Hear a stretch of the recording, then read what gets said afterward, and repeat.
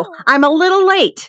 I'm a little late. My apologies. Oh, hold on. I need to add. I was just in Zoe's Treasures show and in her chat show, and she was saying, make sure you start your shows. Don't be adjusting your lights. Don't be pulling in listings and stuff. And I'm like, that's what I'm doing today. Hold on. I do have to import 2 listings that I forgot to put in here. Give me just a second. Share your shows in the chat. Tell us what you sell. Tell us when you sell it.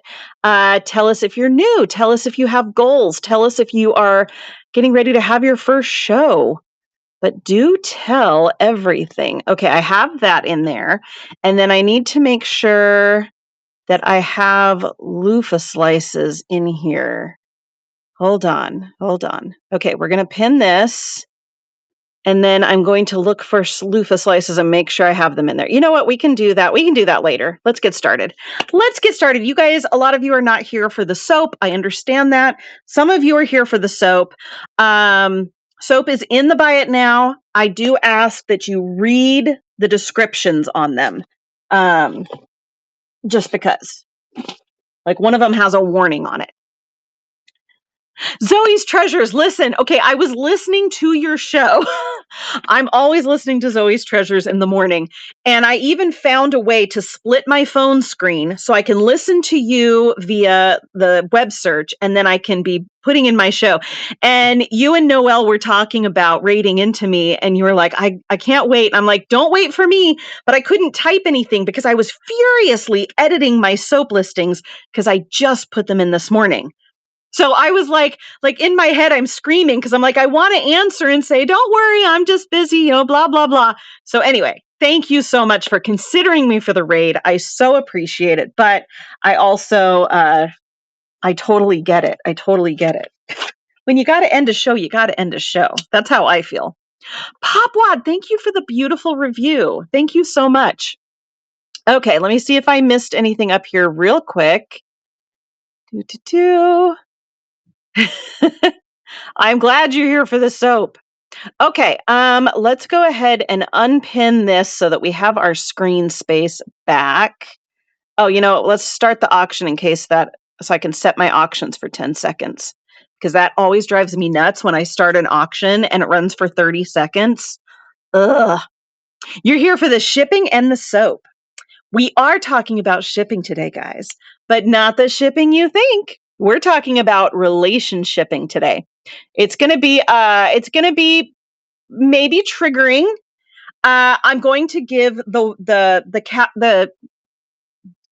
I'm just going to say, if you think I'm talking about you, if I mention any situations that you think are your situations, they're probably not. Anything that I'm mentioning today, I have seen and heard multiple times. I've experienced it multiple times. So I'm talking about really obtuse concepts in relationships. So just know that if any of you think I'm talking about you, I'm not. Now, if it applies to you, then listen, maybe you'll get something from it. But don't think that I'm like secretly trying to talk about anyone on here because this affects way more than just one person. Okay, let's start with our shout outs real quick. If you're new here, hello, I'm Liz from What Liz Likes. Welcome to the Janky Basement. Zoe's Mod, thank you for purchasing the natural. Did I show that the right way? I did. Thank you. And I know I'm going to be annoying, but if people are buying soap, I'm going to say thank you. So if that annoys everybody, sorry, not sorry. Good morning, Sabaloo, Serial Hobbyist. Thank you for purchasing the natural. Okay, so I went to the Whatnot meetup.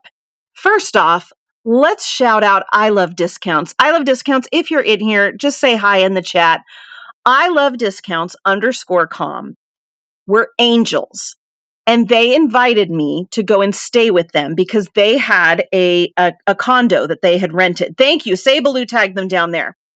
We're going to be talking about this concept when we talk about relationships. Thank you, Zoe's Treasures. When you get the rare opportunity to meet someone, thank you, Tova, for purchasing the Y'all soap. When you get the rare opportunity to meet someone in real life that you've only known through the app, it's such a treasure to be able to do that. Thank you, Southern Charm, for purchasing. And And they were, you go into it and you're like, are they going to be just as good as they are online? Are we actually going to get along in real life? Totally did. Totally did. It was magic from beginning to end. I loved it. I would be BFFs if I wish they would buy the house next door to me, is really what I wish. So that was fabulous. And because of them, I went to the meetup. Thank you for purchasing natural. Um, I went to the meetup. I was thinking of not going to the meetup because I was having migraine issues. And migraines, like even if I'm not in pain, my migraines affect my ability to drive. Like I have a max limit of a 40-minute drive one way because then I know I have to drive back. And it's kind of dangerous for me because the migraines cause distractions, mental distractions for me. So it's hard for me to stay focused when driving. So I max out at 45 minutes. Well, the meetup was an hour away. And because I had been migrating, I was like, I don't know if I want to risk it. But then they were like, you can stay at our condo. So it was, instead of it being 45 minutes, there and back, it was there a night to recover and then back. And it worked perfectly. So I was so grateful to them for that. Okay, I met several people. And what I want to talk about, I met a lot of people and I can't shout them all out. They are all in my notes. But I wanted to talk about branding. So you go to the meetup. The lights are very hard. How do you learn about meetups? Vintage RX, you guys answer that in the chat. There's meetuphub.app. And then there's also What Not Seller meetups, I think, which is a separate thing. But there's also Facebook groups. Like there's lots of way to find meetups. But if you guys have a way that you find meetups for Whatnot, put it down in the chat so people know. Okay, so let me show you some of the promotions. Now, listen, one guy, I don't even know his name. One guy made the rounds, and if you were there, you know who I'm talking about. And he shook every single person's hand at least once. He shook my hand like 3 times. He made sure that I knew who he was. He told me his username. He was very charming, very polite, very happy. He told me his name. He told me what he sold. He told me his show schedule. And then he moved on to the next person. And as he left me, I thought, I know a lot about him, and he knows nothing about me. Just FYI, that is not a good way to advertise yourself. I didn't even bother to write his name down. I don't even remember who he is because there was zero connection there. There was just like, I was impressed. I was impressed with his ability to go up to everyone. I was impressed with his personality. I was impressed with his, hustle. But he lost me when he didn't reciprocate. He didn't even ask me my name, like my username. So, that's one way to advertise yourself. Then there was someone that walked around giving these stone hearts. Loved it. He made sure everybody came away with a carved stone heart, which I personally collect these, okay? And his name, which I had to go and look. Luckily, I followed him. Hold on, let me find him here. Joyous Minerals. If somebody wants to tag Joyous Minerals. Now, dear Joyous Minerals, please, for the next meetup, glue these to a card that has your username and your QR code. Because this was such a good idea. Getting a free gift, love it, love it. But I had to do a lot of work to figure out who you were. Now, he's a big seller on here. He doesn't need me. But BA Resale, good morning. But I wish that he had included his info, and I'll show you what I mean by a card. Next up, we have Full of Maloney. Now look at this. She has examples of what she sells. She has her photo. Okay, yes, it's a little AI. You know how I feel about that, but the components are right. Okay, she has her name. She has where she sells. She has examples of what she sells. She has her face so that you can remember who she is, right? Then, Full of Maloney has her QR code. Like, no complaints, no complaints. Even the AI isn't that bad because everything else is so good. Then we have Retro Lucky Ducks, okay? Retro Lucky Ducks. Now, she was smart. Look at this trading card, her ThriftWorks trading card. It's so dark and moody, you can barely even see the image. But when you get close, it's Retro Lucky Ducks giving money to ThriftWorks to fill her trading card binder. Now, Retro Lucky Ducks is getting known on the app as having the largest trading card collection. So she made a trading card just for that. Zoe's Mod, thank you for buying the Phoenix. Don't forget to read the warning. This is a danger soap. You can't buy it if you can't read. You've been warned. All right. I thought this was great, and she signed it for me. Now, these are pricey. She didn't give these to everyone. I was special. And I got one because she's a sweetheart. But I noticed she gave me this one, and then she was giving people that she didn't know this one. And I got both. Because I'm special. But this one has the name of her and her daughters, because that's her group. Zoe's Mod, yes, Noelle, you cannot get pregnant, okay? I'm sorry to smash your dreams of being the first man to have a baby outside of Arnold Schwarzenegger, but you just can't with that soap. But I love this. She has her QR code and she has her Venmo. So if you're buying something under the table, she can hook you up with a Venmo and a QR code and all her, I shouldn't be showing the phone number, and all of her contact info. Hey, Rachel Flips. Hello. Rachel Flips, who used to be Mom and I Flips, in case anybody isn't aware that name change happened. I know, right? Zoe's Treasures. Tracy is like, Noelle, do you have something to tell me? We know the baby's going to be yours, Tracy. Okay, don't worry. All right. So we talked about that. Oh, and you guys, somebody tag this person and everybody follow them. Wait, hold on. Oh, Rachel, I didn't realize that. Okay, can I say that out loud? Do you want me to read that out loud? Let me know. Okay, so Rachel Flips is not a name change. Rachel Flips is a whole new account because her mom kept the Mom and I Flips account. Do you guys still sell together when you go to visit? And is she still selling on her own? I need to know all the details, Rachel. Okay, while Rachel is putting the details in the chat for us because we need the deets, I'm going to have somebody tag Gigi John, GIGIJAHN. Could somebody tag Gigi John? Gigi, if you're in here, because I told you I was going to talk about you, you can say hi. Zoe's Treasures tag Gigi and Sabelou tag Gigi. Okay. Gigi John. Everybody go follow her. Why? Because she gave me something that I've never expected, never experienced for sure. And it was just one of those moments where I was like, oh my goodness. I sell under Rachel Flips only, and Mom hasn't had a show yet, but she helped me yesterday. You're down here in South Florida. So Rachel moved away from Mom, so they're not a duo anymore. So now she has her new name. Okay, so Gigi John, I'm sitting at the table at this Whatnot meetup. Now, listen, you guys know me because you know me, but a lot of people on this app don't know me. I'm small beans on the Whatnot sphere, okay? So I'm sitting with I Love Discounts, and they are low-key celebrities on the app because they had a meteoric rise when they first entered the app. So people are coming up to Tony and Lysandra, and they're like, oh my gosh, hi you guys. And I'm just sitting there eating my little potato chips, my free snacks from Whatnot, enjoying my anonymity. And Gigi John looks at me and she goes, oh my goodness, what was like a fangirl moment. Living Bliss says, you're the bee's knees and everybody better know it. I'm big beans to you. I'm the magical fruit to SS Vintage. But I'm telling you, in the Whatnot sphere, there's so many people that don't know who I am. They've never heard my name. How do I know?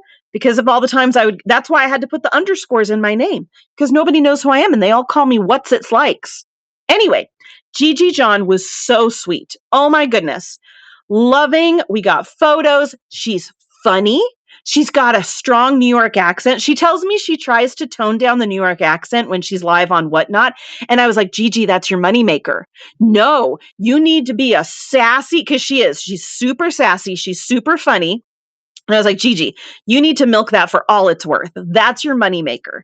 Be extra New York when you're live on Whatnot. Do not tone it down. She was like, I only talk this way for friends and family. I was like, you need to amp it up when you're on Whatnot.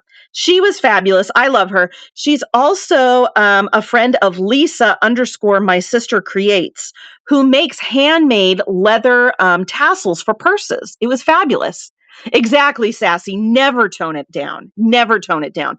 Right, Noelle's World? Like the New York accent. I wish I could. I can't even fake a New York accent. I can, but it goes through all the different locations and boroughs, and it never makes any sense, which is also my Southern accent, but I don't know better, so I don't care.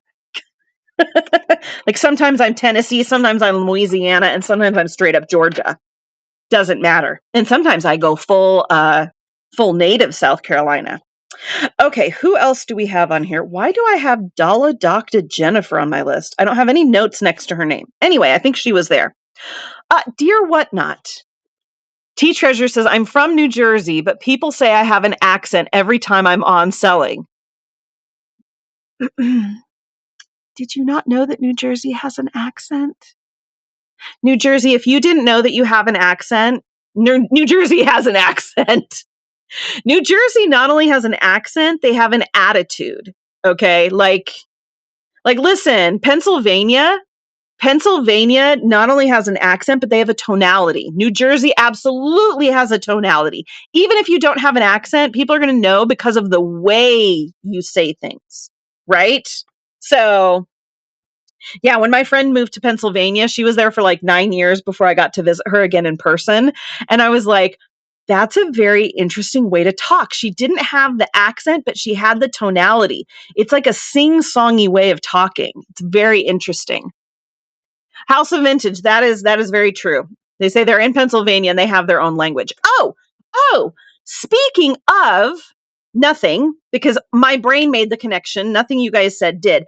But this show is going to be broadcasted on YouTube. It might be live right now. I don't know. Noelle is doing it. So everybody follow Zoe's Mod and follow Zoe's Treasures, because we wouldn't have Zoe's Mod with Zoe's T Mod. Sorry, Zoe's T Mod. We wouldn't have Zoe's T Mod, our lovely Noelle, without Tracy from Zoe's Treasures. So thank you to Zoe's T Mod, because he called me and he was like, I want to get you on YouTube. And I was like, Noelle, I am too lazy for this. I'm not going to push a button. Like, I'm not going to research anything. And he's like, listen, I will guide you through this. It will be posted later. Okay, so Zoe's Mod says it'll be posted later. So you do not, the YouTube handle is, just look up What Liz Likes, but it is specifically at What Liz Likes 4040, I think. See, I don't even know because I don't care. But Zoe's T Mod did that for you guys. So you don't have to buy the notes to rewatch anymore. You can still buy the notes. Oh, sorry, I showed the blank side. You can still buy the notes. I know some people were telling me they buy the notes and they read them and they take their own notes on top of them. So you can still do that if you want to, but you don't have to buy the notes anymore. So shout out to Zoe's T Mod for doing that for you guys. Okay. He didn't do it for me because I was like, honestly, I don't care, Noelle. Rah, rescued. Thank you for purchasing.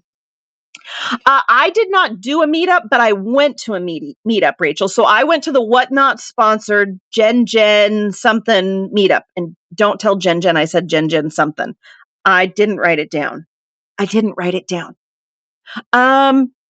Yes, Rachel, I got to meet I Love Discounts. I know, right? Unique Travel Treasures. Zoe T Mod is just, he's so sweet. Serial Hobbyist says, gotcha. My hubby was working on our OBS to stream us too. Hopefully be up and running this week. Zoe's T Mod inspired me. If you can, the Serial Hobbyist, I mean, why not? How do we find out about meetups? Swancrest, somebody else asked that above. There's two places that I know of. You can just Google Whatnot Meetup. And there's like a Whatnot place where you can find the Whatnot sponsored ones. But you can also go to an app that ThriftWorks created called meetuphub.app. And correct me if I'm wrong in the chat. What happened to his back, SS Vintage? Last I heard it was the neck. Tony, how injured are you? Thank you. Thank you, Zoe's T Mod, for putting that in there. Zoe's T Mod put the YouTube handle. What Liz likes for at what Liz likes 4040. No underscores. You're very welcome. Okay, what's next? I got to meet in person. In person, I got to meet Reclaimed Cash. I got to meet Dala Dr. Jennifer. I got to meet all the other people I mentioned. I got to meet Thriftworks USA, who Thriftworks, if you're in here, shut up with the malarkey about not wanting to take another photo. You can't. I got the hiccups. If you haven't noticed, guys, I apologize. I have the hiccups, and I don't think they're going away. And Sableu, you told me to get a drink, and I didn't get a drink. I have no half-drunk water bottles around me today. So Thriftworks USA was funny as always. He was super fun to meet in person. Leslie from A Reworker's Passion. She's the real deal. What you see on screen is what you're going to see in person. She has strong boundaries. She has a strong presence. She's very graceful, very giving, very elegant. I got to talk to Kenny Silverdrip, the Whatnot guy. He was amazing. Cole Mary, did you scare me? Were you at the meetup? Cole Mary, I don't have you on my list. Tell me, how did we meet up? What happened? If that's what you're saying. I don't know if that's what you're saying. To stop the hiccups. Oh, thank you. I think it might have worked. You guys, everybody follow Cole Mary because she cured my hiccups. Okay, so I got to meet Silverdrip, and let me tell you, I've said this before, I will continue to say it. I got to talk to Silverdrip, Kenny of Silverdrip, who works for Whatnot. I met him, and I also got to talk a little bit to the other lady who was working the microphone. I love discounts. If they have a Whatnot username, put it in the chat because I don't. Casey, does Casey have a Whatnot username? Because I don't know her from Whatnot. Anyway, what I've said before about Whatnot employees continues to be true, even when you meet them in person. Whatnot is a great company. They really do care. A lot of people, I hear people saying all the time, Whatnot's just in it for the money. Are they in it for the money? Yes, they're in it for the money. It's a business, but you can be in it for the money and be a total jerk. Whatnot itself, the corporate culture of Whatnot, yes, exactly, Cole Mary. We're all in it for the money. Why are you even not everyone, actually. I know a lot of people on Whatnot that are not in it for the money. I'm in it for the money. Okay. I stay for the extra perks that have monetary value to me, like friendship. I would pay for friends. Anyway, the company culture at Whatnot, I love it. I think that everybody there is focused on succeeding through everybody succeeding. They really do care about your feedback. They really do care about your innovations and your new ideas.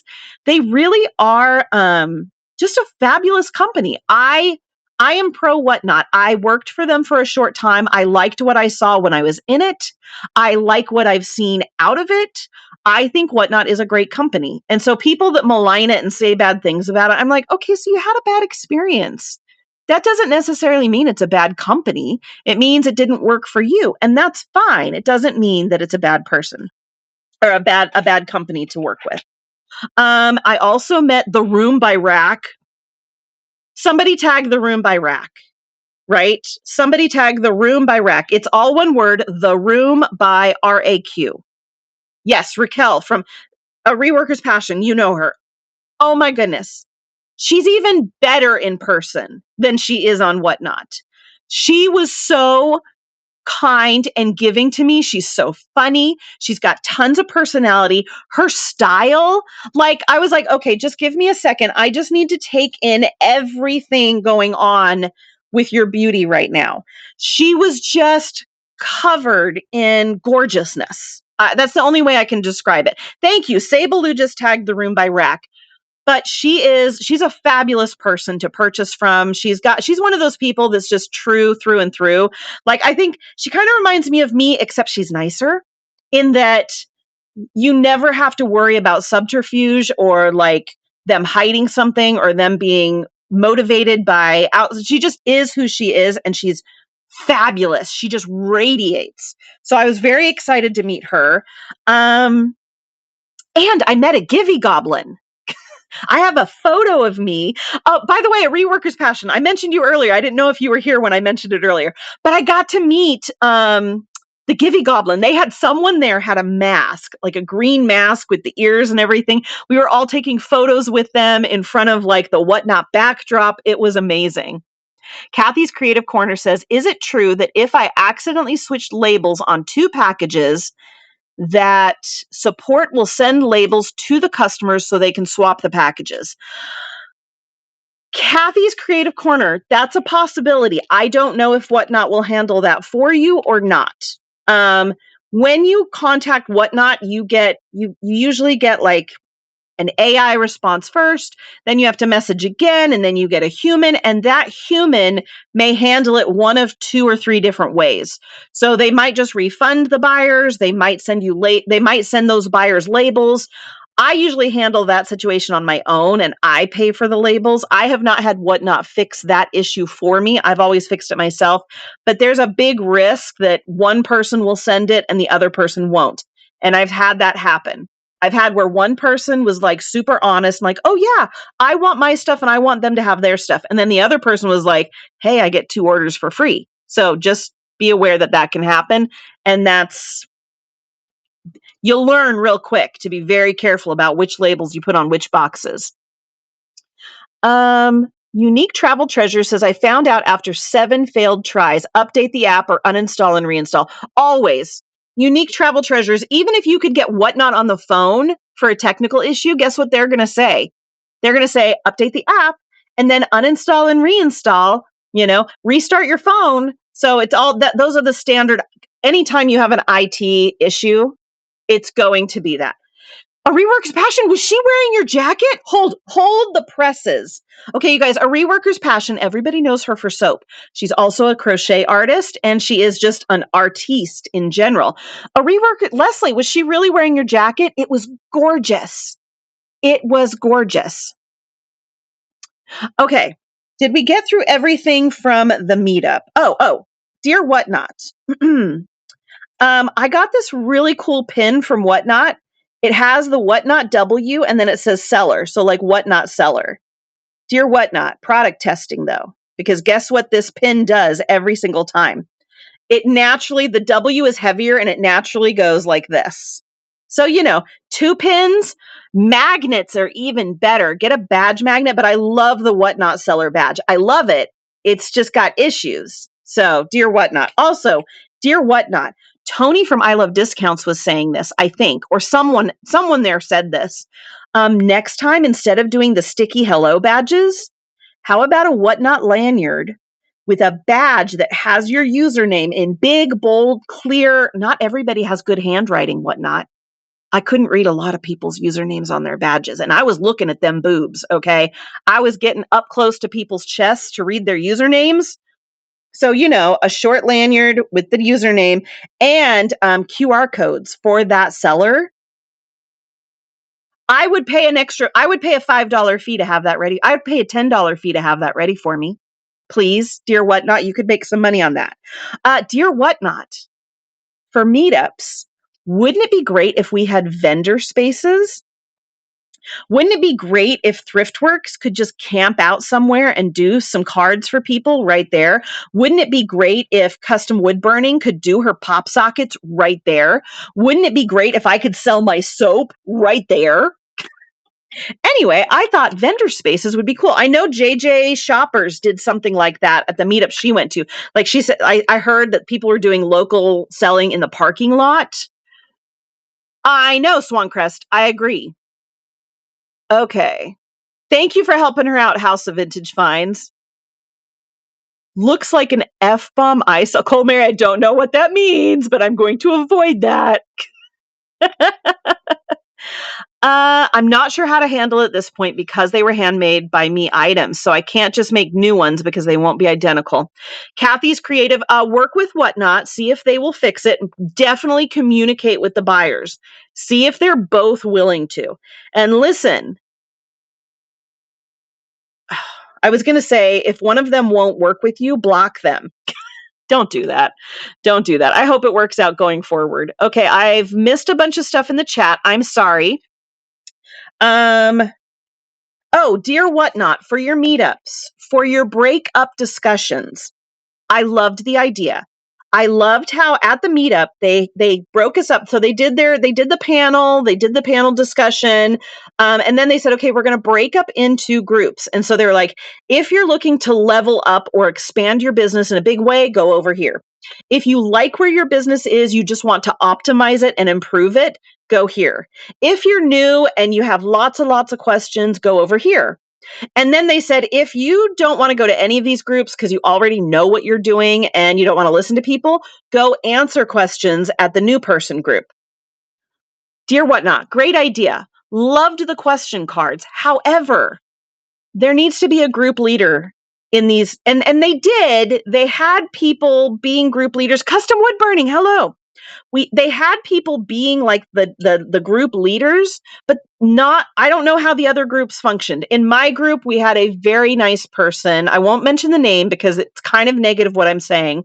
um he was super super nice, but he just kind of stood there and he was very gracious. If we asked him questions, he would give us tons of advice.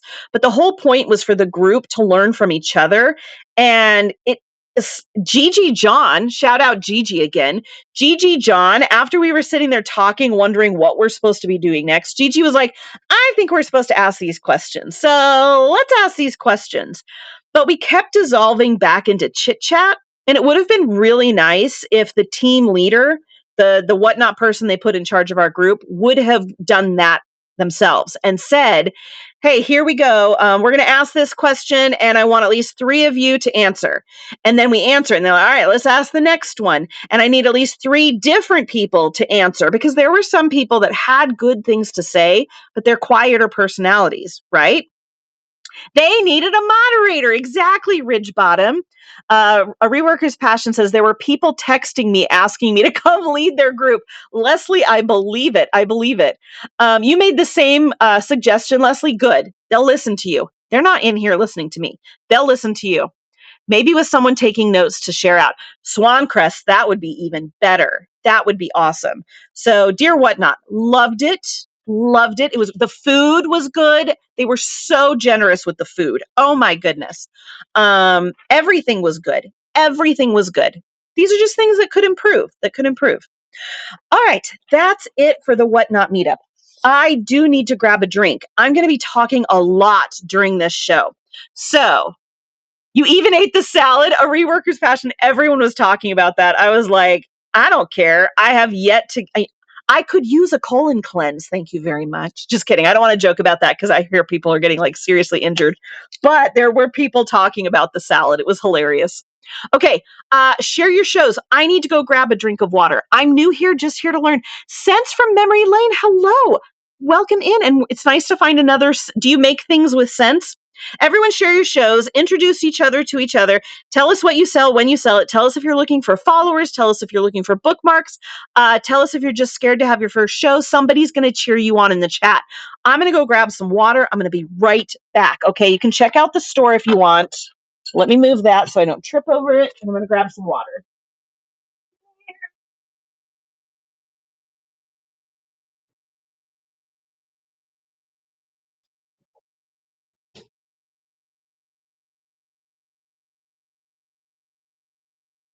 Okay, here I come.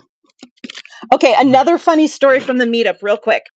So I was hanging out with I Love Discounts, and we were just talking about like, oh, it's too bad that Zoe's Treasures isn't here, right? Because Zoe's Treasures is having her own meetup.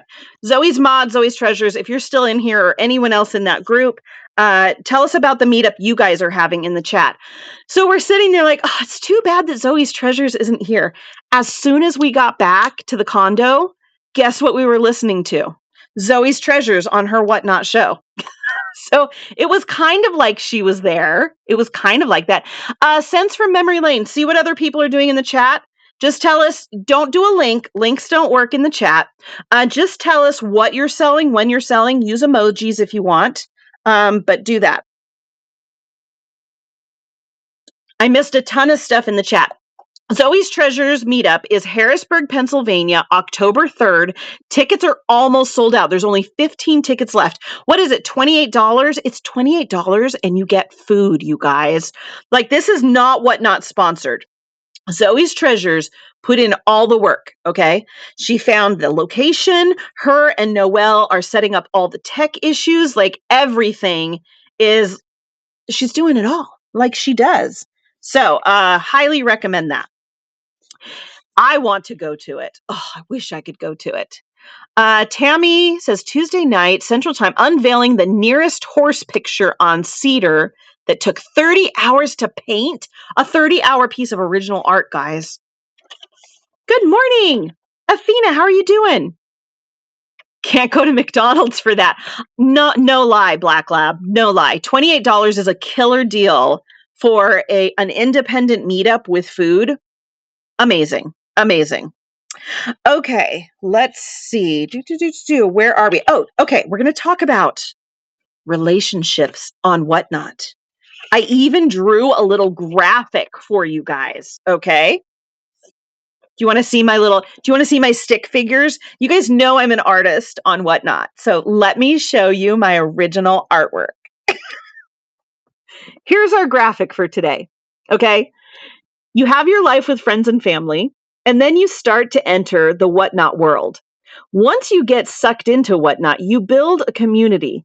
Okay. This is what your life is like in Whatnot. Now, if you're lucky, some of those relationships can exit Whatnot and happen in real life. And we're going to talk about all of that. Okay. It's Whatnot, not high school. Listen, Cole Mary, the problem is life is high school. Okay.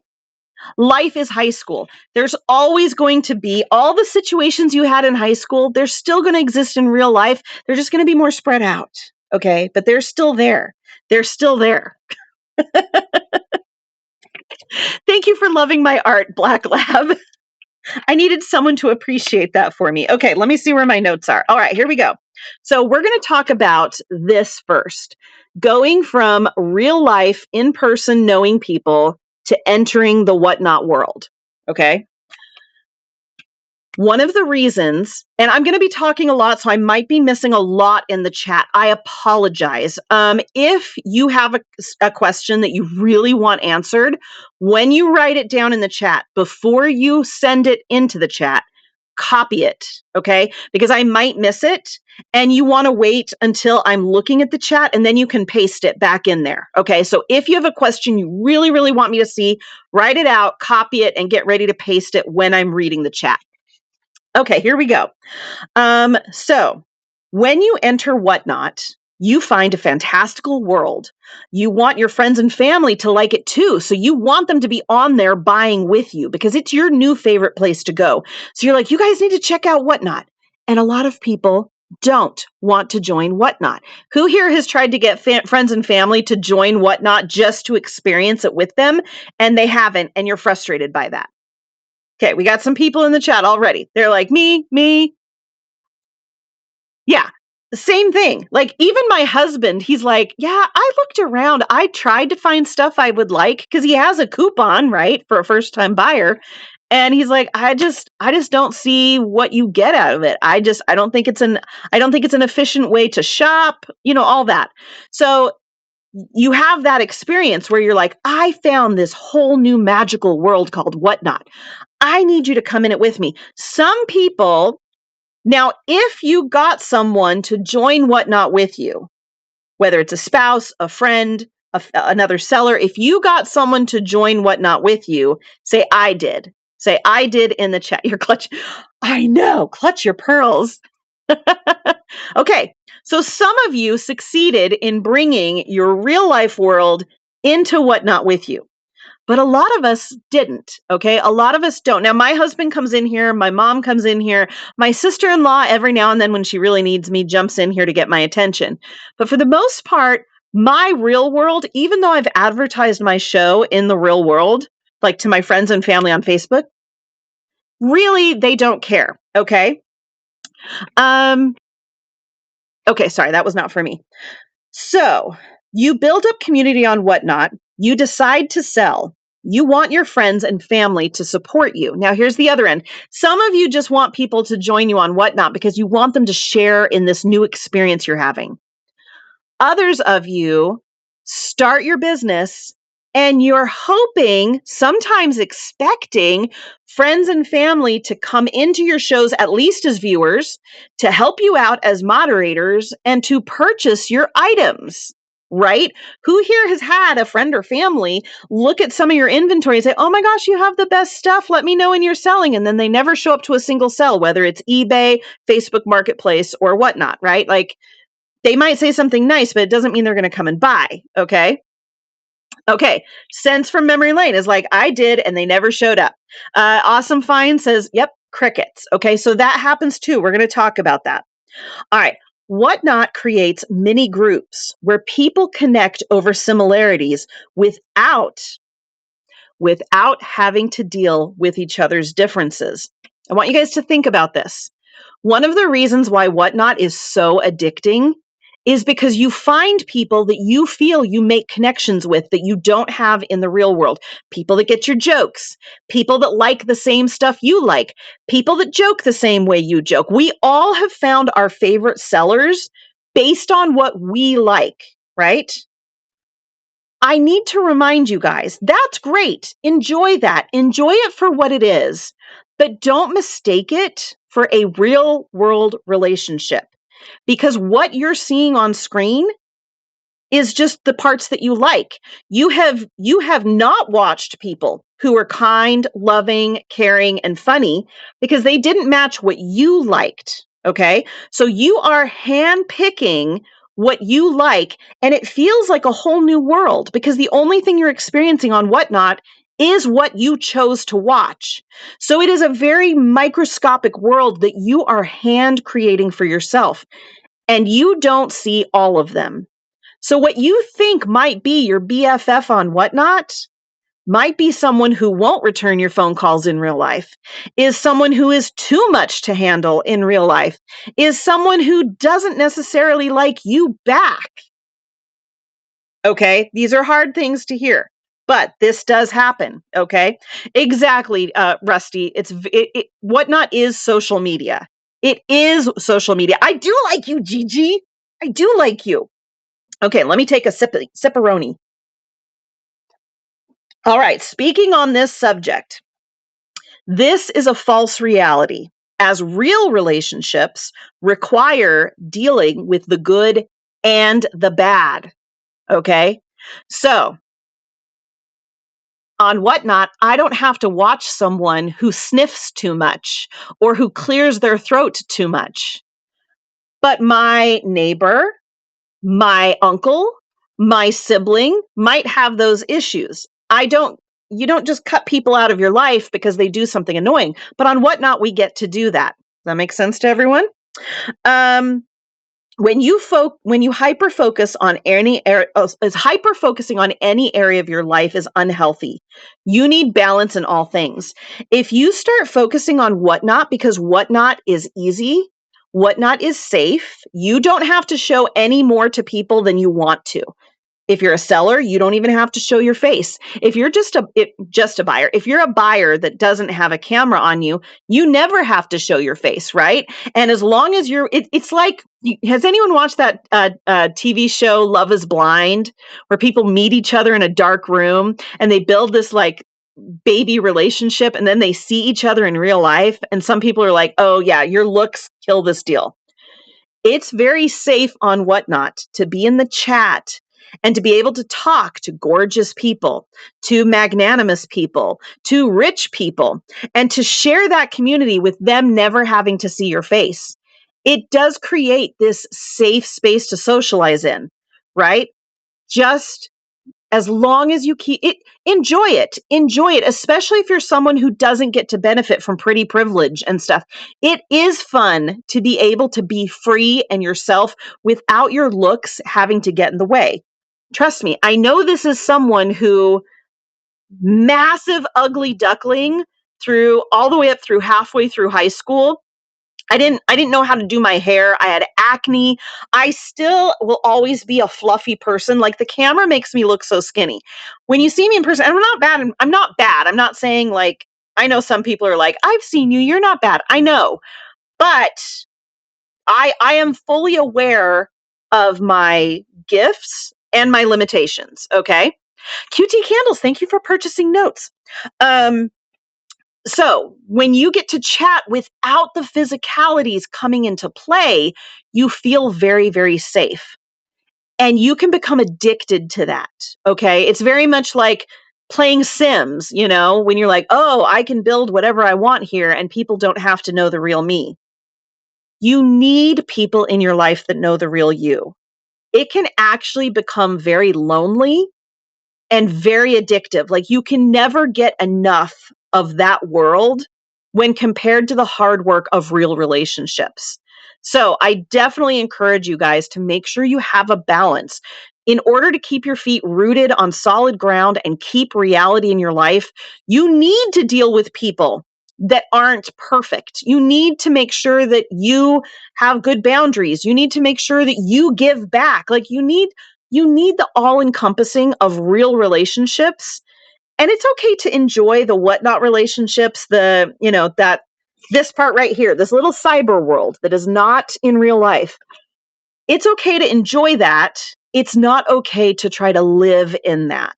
And I know that that's hard to hear because for some of you, that's the first place of happiness you've ever found, right?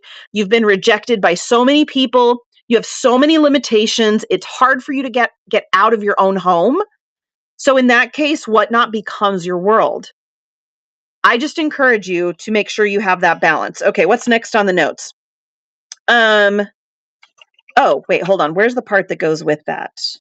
I'm going to say it again. So, oh, here it is. Don't forget to put time and effort into your real life relationships. If you can schedule a show or if you can schedule to watch a show, you can also schedule a phone call or a lunch meetup. I'm going to say that again because I think some of us need to hear this more than once. Don't forget to put time and effort into your real life relationships. If you can schedule a show or schedule to watch a show, you can also schedule a phone call or a lunch meetup in real life. Okay. I peopled in real life this weekend with whatnot people and family. See, GR Carter Designs, that's a good thing. That's a good thing. Okay. Um, Now let's talk about those of you who enter whatnot, you get sucked into that world, and then you're making the decision to sell. Now, listen, if you want to sell on whatnot, sell on whatnot. But I am just going to give this as kind of a warning. Choosing to sell on whatnot because of FOMO, fear of missing out, or because you want to fit in with all the new friends you've made, or because you want to become just like someone else that you've seen on the app, that's not healthy. Okay. If those are your reasons for choosing to sell, you might actually get yourself into some pretty big trouble. You might spend too much on inventory. You might lose money on shipping. You might cause yourself anxiety and all sorts of mental illness issues because you weren't choosing to sell for the right reasons. Okay. Um, it's okay to be inspired. It's okay to research while you're enjoying the app. And it's okay to have a clear goal that leads you to selling. That's healthy. But choosing to sell just because you're like, oh my gosh, I want to take part in this big world that I just found. And I want people to give me money to tell me they love me. And I want people to follow me too. That's not healthy. That's not a good reason to start a business. A good reason to start a business is because you are business minded, you have business goals, and you are trying to put yourself forward in that world. And anything else can lead to a lot of heartbreak if you're not coming from a stance of business and what happens in business. Hold on, I'm going to read a red chat here. I agree with you. I agree with the red chat. I'm not going to read it out loud because I don't have permission to.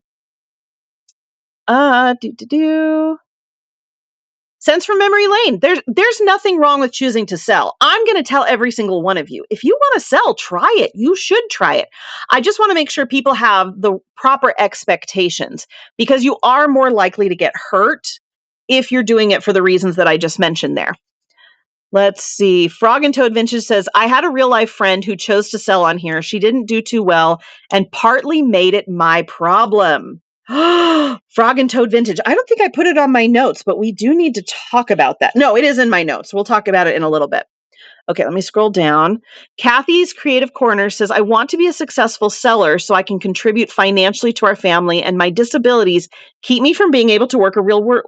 That's a good reason to be on here. As long as that's your focus, you're like, I am here for my family, right? Because you can make friends on here, but I've heard sellers on here. They say, listen, if we become friends, that's magic. I'm not here to make friends. I am here to sell stuff. Okay. And as long as you keep that as your focus, you're going to build healthier relationships on here because you're not going to get caught up in the, oh, we're friends and oh, I need to sacrifice for them and oh, I need to support them with my money. You can instead say, listen, this is what I need to do. I'm going to focus on this first. I'm going to focus on making money for my family and making the most use out of the energy that I have available to get that done. And then anything else can be icing on the cake.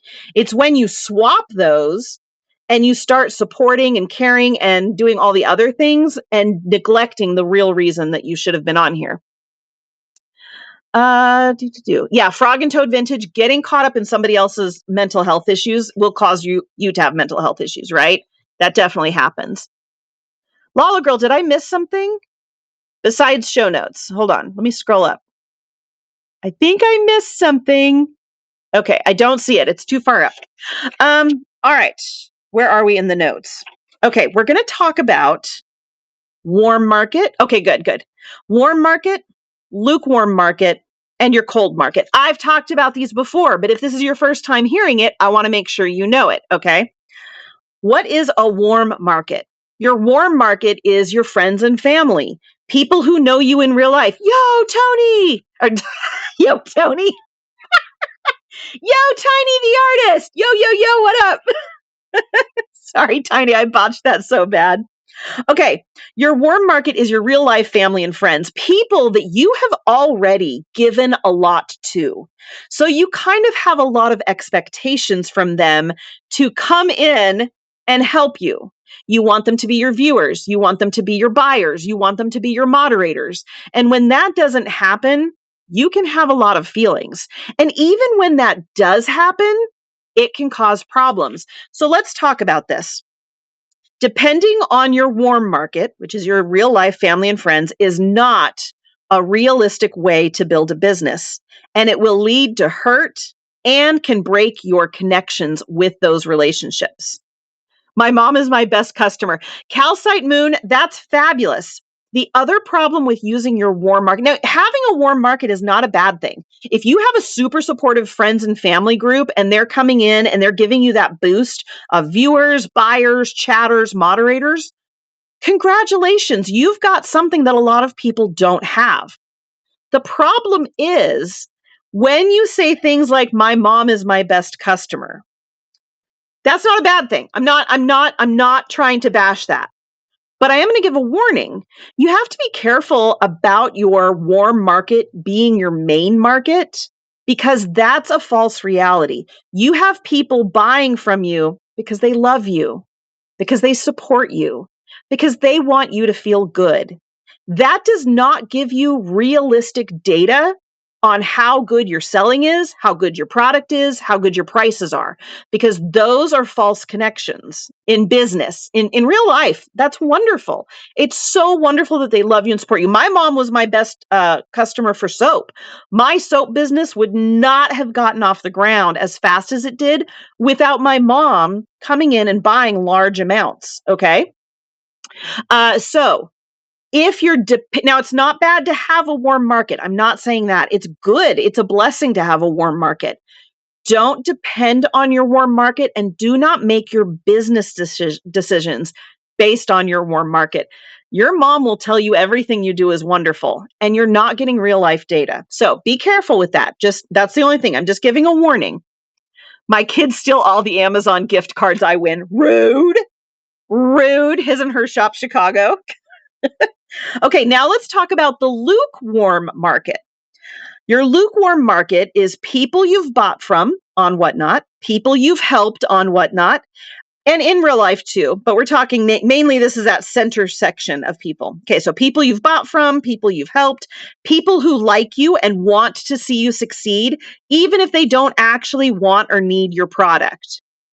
Listen, I know for a fact some of you bought my soap only because you like me, you wanted me to shout your name out, you wanted to support me, and you've never once used the product.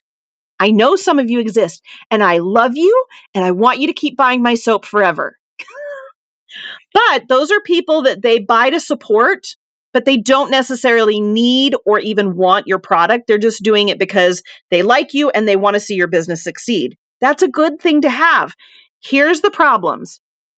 Serial Hobby says, I bought your soap because I've been hearing about it for months. Well, I hope it lives up to the hype. Corgi, thank you. It's easier just to tip. Corgi, thank you so much. Corgi 2024, thank you so much for the financial support. I appreciate it like crazy. People who hate me are still welcome to buy. Exactly, Peacock Jewelry. People that hate, and that does happen. There are people that buy just so they can leave a nasty review. That happens to some of the bigger sellers. I feel so bad for them. Custom Wood Burning, thank you for buying natural. I appreciate it.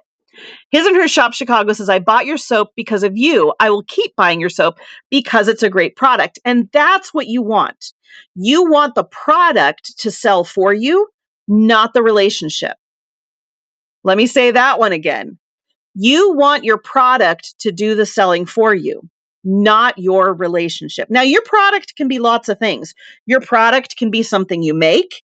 Your product can be something that you sell. Your product can be a service that you supply. Your product can be your entertainment, okay? But you want that, and that's called your cold market. But first, let's finish on our lukewarm market. Depending on your lukewarm market, which is people that aren't necessarily friends and family in real life, but they're people that have had some give and take between you and they care about you and want you to succeed. Depending on your lukewarm market is building on a false reality and can lead, listen, pay attention because I know this has happened to some of you. It's building on a false reality and can lead to bad business decisions and a baseline frustration. I see this a lot on Whatnot, the baseline frustration. I see it a lot in people who do raid trains exclusively, and then they try to break off and do their own thing. And they're like, hey, you guys were all supporting me over on the raid trains. Where are you now? Right? And you have that baseline frustration because you thought you were building up community and you weren't, right? Or you can be like, you told me that you said you loved this one, but you only bought one and then you never came back. That's because they were saying nice things and they like you, but it doesn't necessarily mean, do you see what I'm saying? So it can create a baseline frustration and it can lead you to make decisions that aren't going to be good for you. Okay. So be careful with that. Why does that happen? QT candles for all the reasons I just said. Okay, when you are basing your business decisions, thank you, Popwad. Popwad, thank you for purchasing the notes so you can rewatch. You can also rewatch on YouTube, but I know a lot of people still like to get the notes because you want to frame that art. Yes, you do. uh, Leo the Lion Toys Comics says a good seller shouldn't depend on raids. When you go solo, you get different results. Actually, oh, okay. Desmate's, let me see, QT. Let me scroll up. Desmate said, I saw $100K seller take a month off, came back, couldn't sell anything. Exactly. When your market is based on those connections, if you have to give and give and give and give just to get a medium get back, you're going to have issues. I am on YouTube now. What Liz likes 4040, or just look up What Liz Likes. But thanks to Zoe's T Mod, I am now on YouTube. It'll be up later today. Let's see. D. Lewis Design says we want or need some things now and then not again for a while. Well, here's the thing. When I came back from my break, it did take me time, but I built up rather quickly for selling. The chat show is still growing. One day we'll get back up to our 170 usual, but the chat show is getting back. But the selling, I didn't depend on that at all. I knew without a shadow of a doubt that half the followers I had when I was on Whatnot were gone. They're not even on the app anymore. The at least a quarter of them had found new people, and then a half of the other quarter, an eighth of them had saturated themselves on buying. So they're still here. They're still going to come and support, but their money limits are met. And so they're not going to be buying for support anymore because they've been around long enough to learn that that doesn't work in the long run. If you are buying in other people's shows, expecting them to come back to you and buy from you when it's your turn, you are going to have a baseline frustration. Okay. Kathy, I think Zoe's T Mod is doing it so that you can see the chat. I'm not going to quote that because I don't know. He's the magic man in charge, but I believe he's doing it in a way that you will be able to watch the chat in real time. Frog and Toad Vintage says, I think it always takes a little time to build your algorithm back up after taking a break. 100%. 100%. But so add that on top of everything else. It's hard to come back from a break. So when you are expecting people to show up because you gave to them and you built that community, that's a false reality. That 100K seller that came back from the break.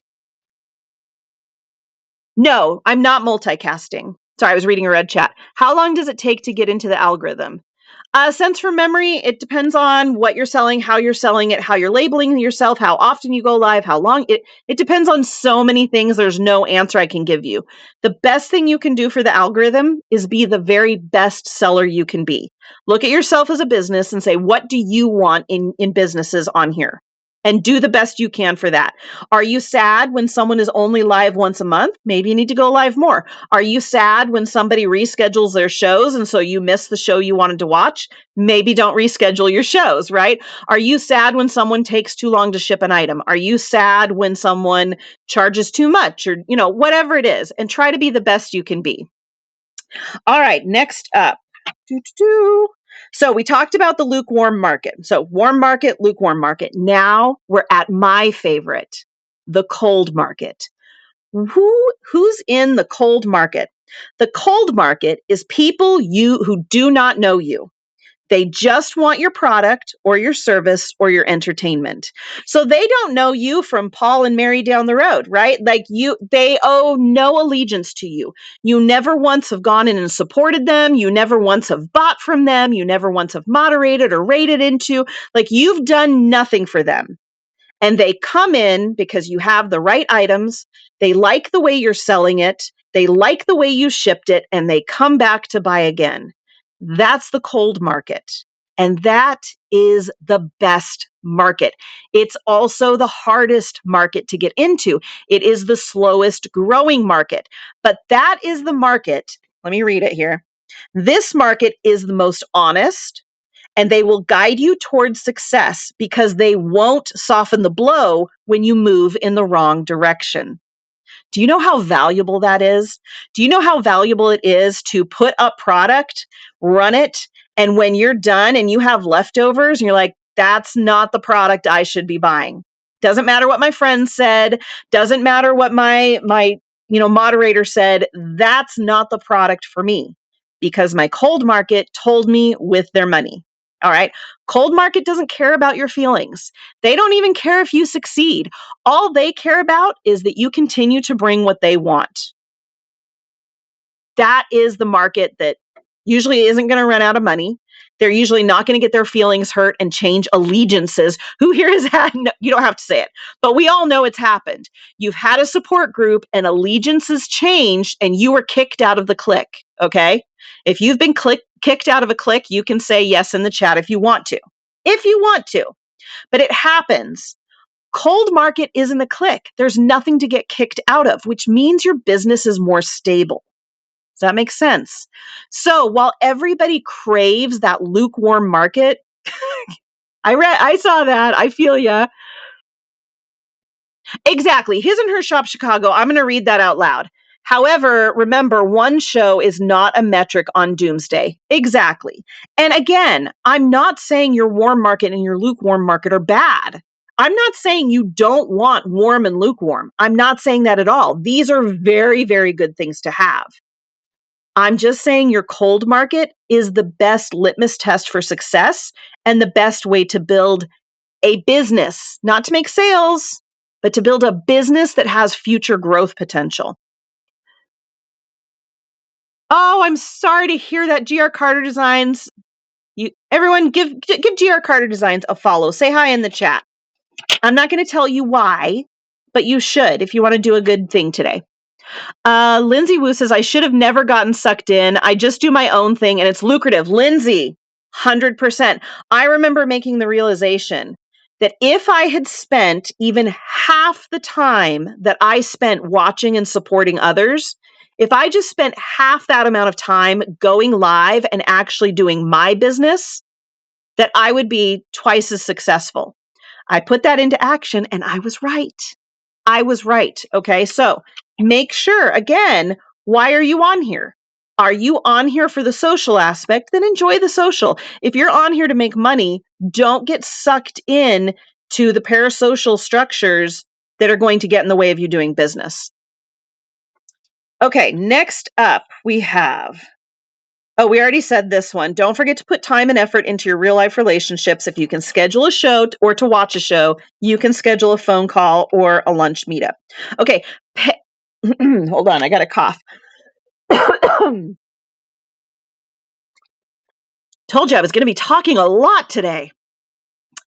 Perfect entrance. I couldn't sell a B box 4 years ago. Now I'm in a multi-hundred air. Right, his and her shop, Chicago? Things change. Okay. Pay attention to the way, this is for your real life people. Please listen to this. Please pay attention to the way your friends and family do support you. Okay. And how you support them. Just because they don't help you pack your orders, they don't help you run your show, they don't watch your show, doesn't mean they aren't supporting you. Sometimes we put expectations on people and we become blinded to everything else they're doing for us because we're so butthurt on what they're not doing that we want them to do. So make sure that when you start struggling with your real life relationships with you guys, your real life relationships matter. I have heard stories about people getting divorced because the spouse didn't help them with their whatnot. Thank you, Barbie, for purchasing the notes. Their spouse didn't help them with their whatnot business. I've heard of people losing friendships because of whatnot drama.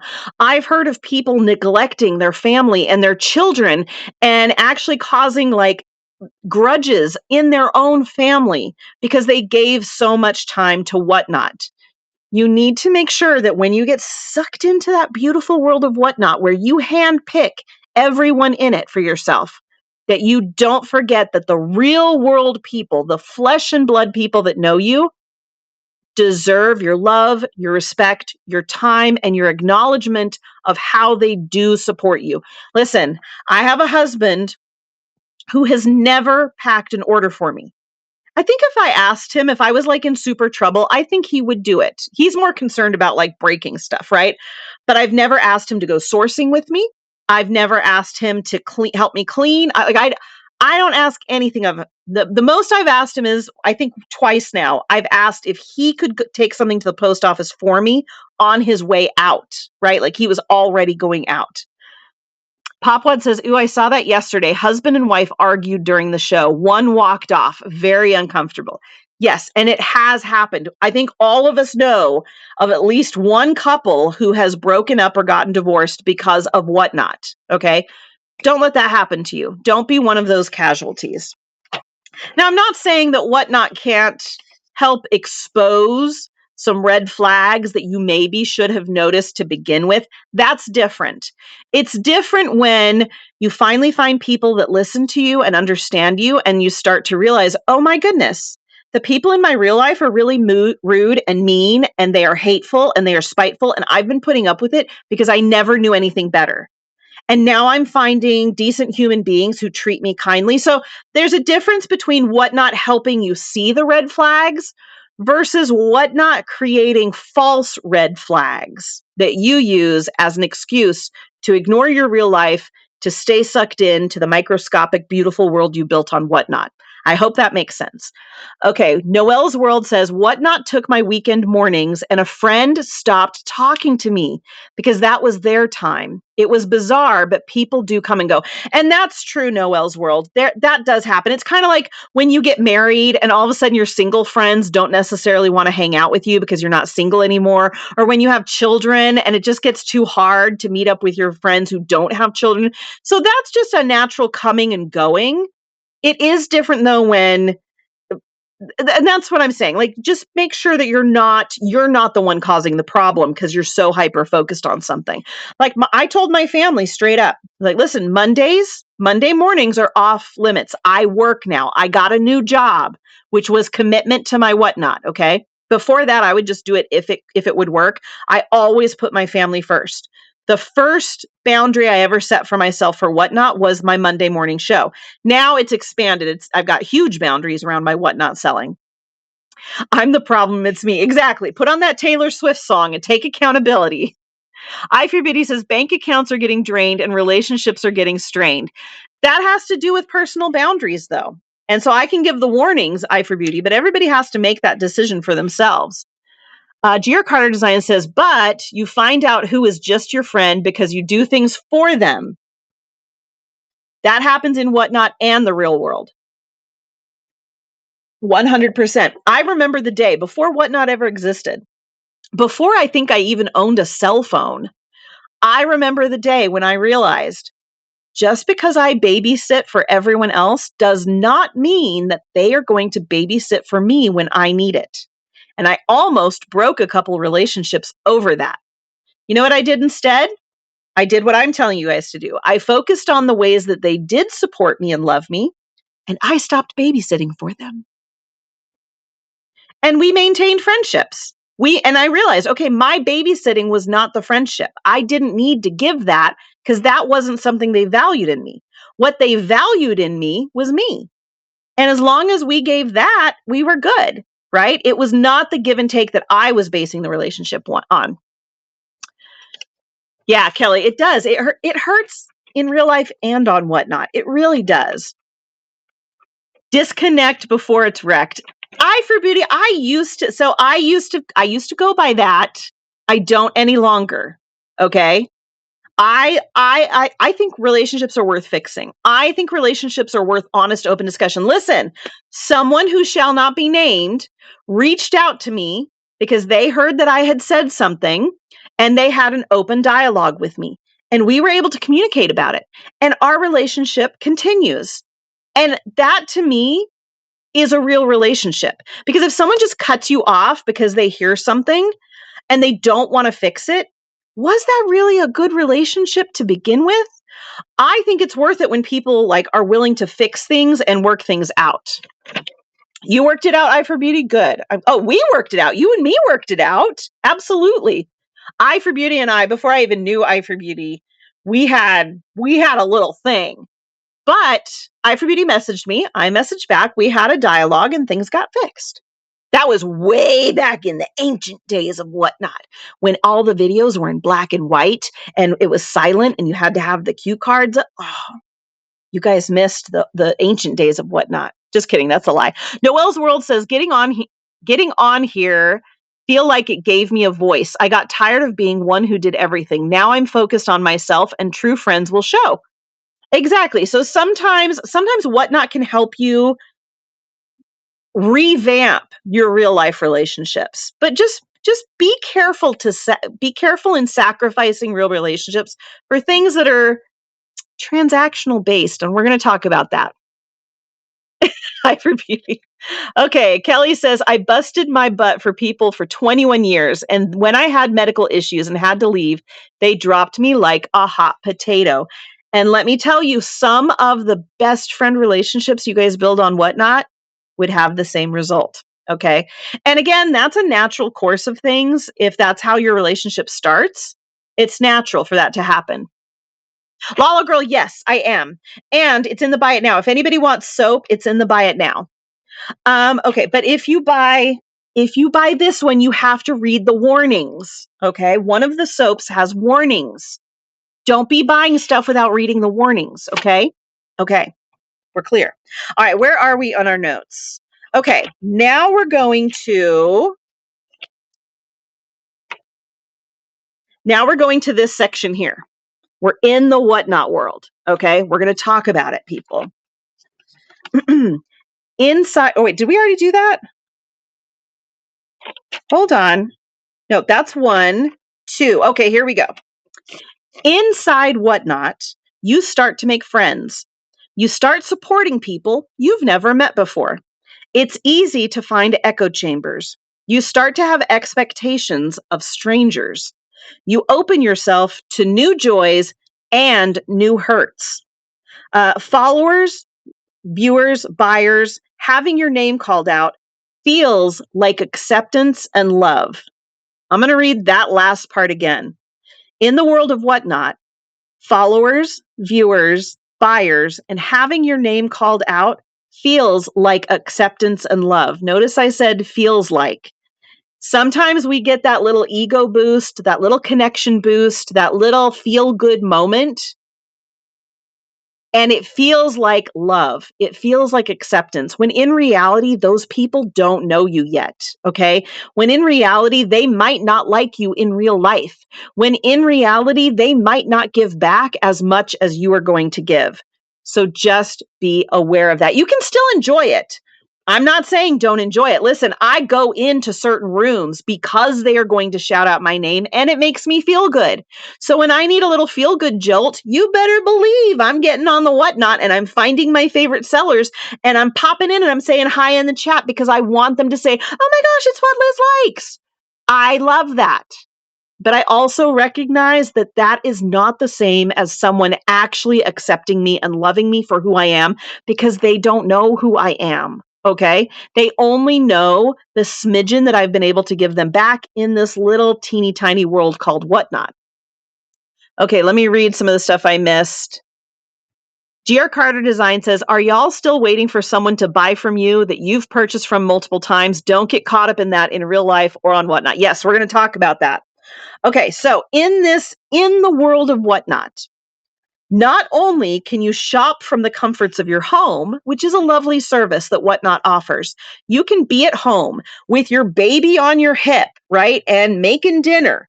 You can be at work, stuck in your gray cubicle office for 9 hours every day, and you can be enjoying a little happy moment, buying and experiencing things during that busy time in your life when you would not be able to go out and have a lunch with a friend, or you would not be able to hold a conversation with someone in real life, right? Um, but you can also socialize and make friends without having to put pants on. Okay. Who here loves the fact that you can just socialize and have a human connection without having to actually put down what you're doing and go out and do it? It's fabulous. I'm in my pajamas right now, you guys. I'm in a dirty t shirt I picked up off the floor. I am totally not socially acceptable for the real world right now. And yet, here I am getting to have a full meetup with all y'all. Okay. That's the beauty of whatnot. That's a good thing. Okay. But be careful. Here come the warnings. Be careful.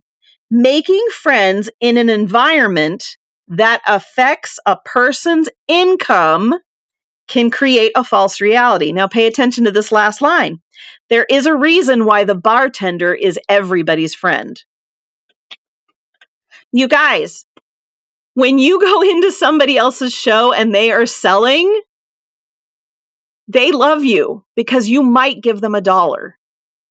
I love all of you right here because you might tip me, you might buy my notes, you might buy my soap. So even if you say something that I don't like in the chat, chances are I'm going to put a positive spin on it and I'm going to give you acceptance and what feels like love because I want to keep you in my room. I want to convert you from a naysayer to a money payer. Okay. I want to turn you into a customer. I want to convert you to what Liz likes. That's my job on here. That's why I'm on here. Okay. Now, of course, there's going to be limits. There's going to be like, okay, I want your dollar, but not that bad. So remove and block. Right. Um, His and Her Shop Chicago said it the way I say it. Yes, I need your love and your money. I love that. Let's see here. I for Beauty says, I can do that in real life. My real friends don't expect me to put pants on. Facts, facts, but they might be at their house with their pants off too. You don't necessarily get together like that. All right. So we gave that warning. On Whatnot, you are getting everybody's highlight reel. I showed you my pajama pants for relatability, but did you notice what I did up here? I still did my hair. I still put on my jewelry and I still put on my makeup. Okay. I might be in my trashy floor clothes, but I still am showing up and I'm showing you the highlight reel. Yes, you're in my janky basement, but I chose what you could see in my janky basement. I'm not showing you over there where it looks like a hot mess. And I'm not showing you, like, there's janky and then there's unacceptable. My unacceptable is not on screen right now. Okay. So what you're seeing on Whatnot, even if it's relatable, even if it looks like they're showing you everything, it is a constructed highlight reel. They chose what parts are on their screen. They choose what attitude they bring. They chose all of it. Now, are there some sellers on Whatnot who obviously lack control and they aren't necessarily choosing what they put on screen? Yes, those are what we call hot messes. And I have been one and I will be one. Okay. So that does happen. But for the most part, what you see on Whatnot is a highlight reel. It's the stuff that the person chooses to show you. And they choose it for a reason. Me showing you my pajama pants, that makes you like me a little more. I chose to show you that. Okay. So even the stuff that you think is the nitty gritty real was chosen by that seller to show you. So you're getting the highlight reel. There's stuff that they are choosing not to show you. There are people on this app who speak very lovingly to their family members and yell at them off screen. Okay. There are people who conduct themselves very professionally on screen, and then they go to the bar and turn into a slobbering mess when they're off screen. That's just how it is. So you need to be aware of that when you're building these relationships. You're building a relationship with a highlight reel. Okay. All right. Even when people are trauma dumping, crying, or sharing extra info, they are sharing something that connects. They've made that choice. Your experience of them could be drastically different in real life when you have to talk to the whole of them. And I don't mean all the people, I mean all of that person. Like, you might not like talking to me in real life when you realize that I don't have subtitles in real life. I can have conversations with you guys on here because y'all are subtitled down below for me. I have hearing issues. It's actually really difficult for me to hold conversations in real life because I say what after every single thing you say. And that's going to annoy some of you, right? I actually will clam up in groups because I can't hear everything that's being said. And I'm scared to say the wrong thing in response to something that I misheard, right? I get migraines. And the adrenaline, when the adrenaline is over, like, I'm out. I'm out for the count. You invite me to something, I'm going to say no. Why? Not because I don't love you, not because I don't enjoy your company, but because I would rather be at home sitting under my fan and watching trashy videos on YouTube than being a decent human being in real life. Okay. So what you're getting in the microcosm of Whatnot is never going to be reality. Enjoy it, love it, take it. Like, it's a fabulous place to hang out. Just recognize that when you're like, oh, I love this person, you love what they gave you. You don't necessarily love that person because you haven't seen the whole of them, right? Okay. And some of you, listen, the saddest thing I've ever seen, and I've seen it a handful of times. Luckily, it's not that prevalent, but I have seen it. I have seen people give and give and give on this app. They give to other people. And then when it's their turn and they're like, oh, I'm so excited, I built all this up, and then nothing happens for them. And they are devastated. And it's because they thought they had a real relationship. It's not real until it is real. Okay, can you have real relationships on Whatnot? Yes, you can. But you need to know it's not real until it's real. Okay?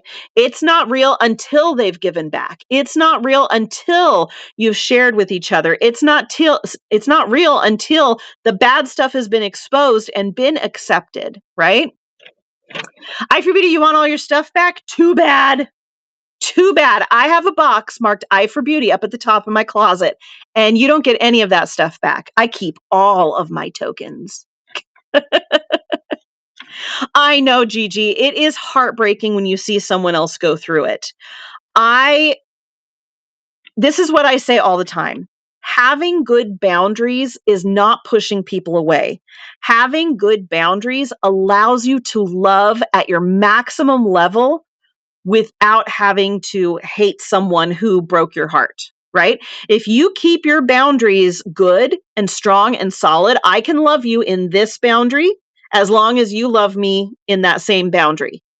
Then it's going to work. And then you can choose when and where to move that boundary as you get to know someone, as you increase the trust, as you increase the give and the take. But you need to have a boundary of like, listen, I'm going to show up for you. I'm going to come to your show and I'm going to chat. But no, I am not going to do X, Y, and Z just because we were nice to each other on an app, right? Lala Girl, no, I haven't, but we should talk about that. If I don't, remind me. It's not in this area, but it might be further down. Okay, where are we in this? Okay, so we talked about that. We talked about the highlight reels. Okay, here we go. I've talked about this before. We're going to talk about it again. Don't create an unknown relationship contract with others. Don't create one-sided contracts that the other party is not aware of. What does this mean? Don't do things with an unspoken expectation of return. Watching a seller religiously and thinking they'll return the favor when you finally go live. Buying a bunch from a seller hoping they will shout you out or buy from you, etc. When you give to someone with the thought, going back to my babysitting example, when you give to someone with the thought that I'm putting into this relationship bank so that someday when I need the same thing in return, I can withdraw it from our relationship bank. Unless you have a contract with that person, hey, I'll scratch your back, you scratch my back in the same way. That is a one-sided unknown contract and it has no standing.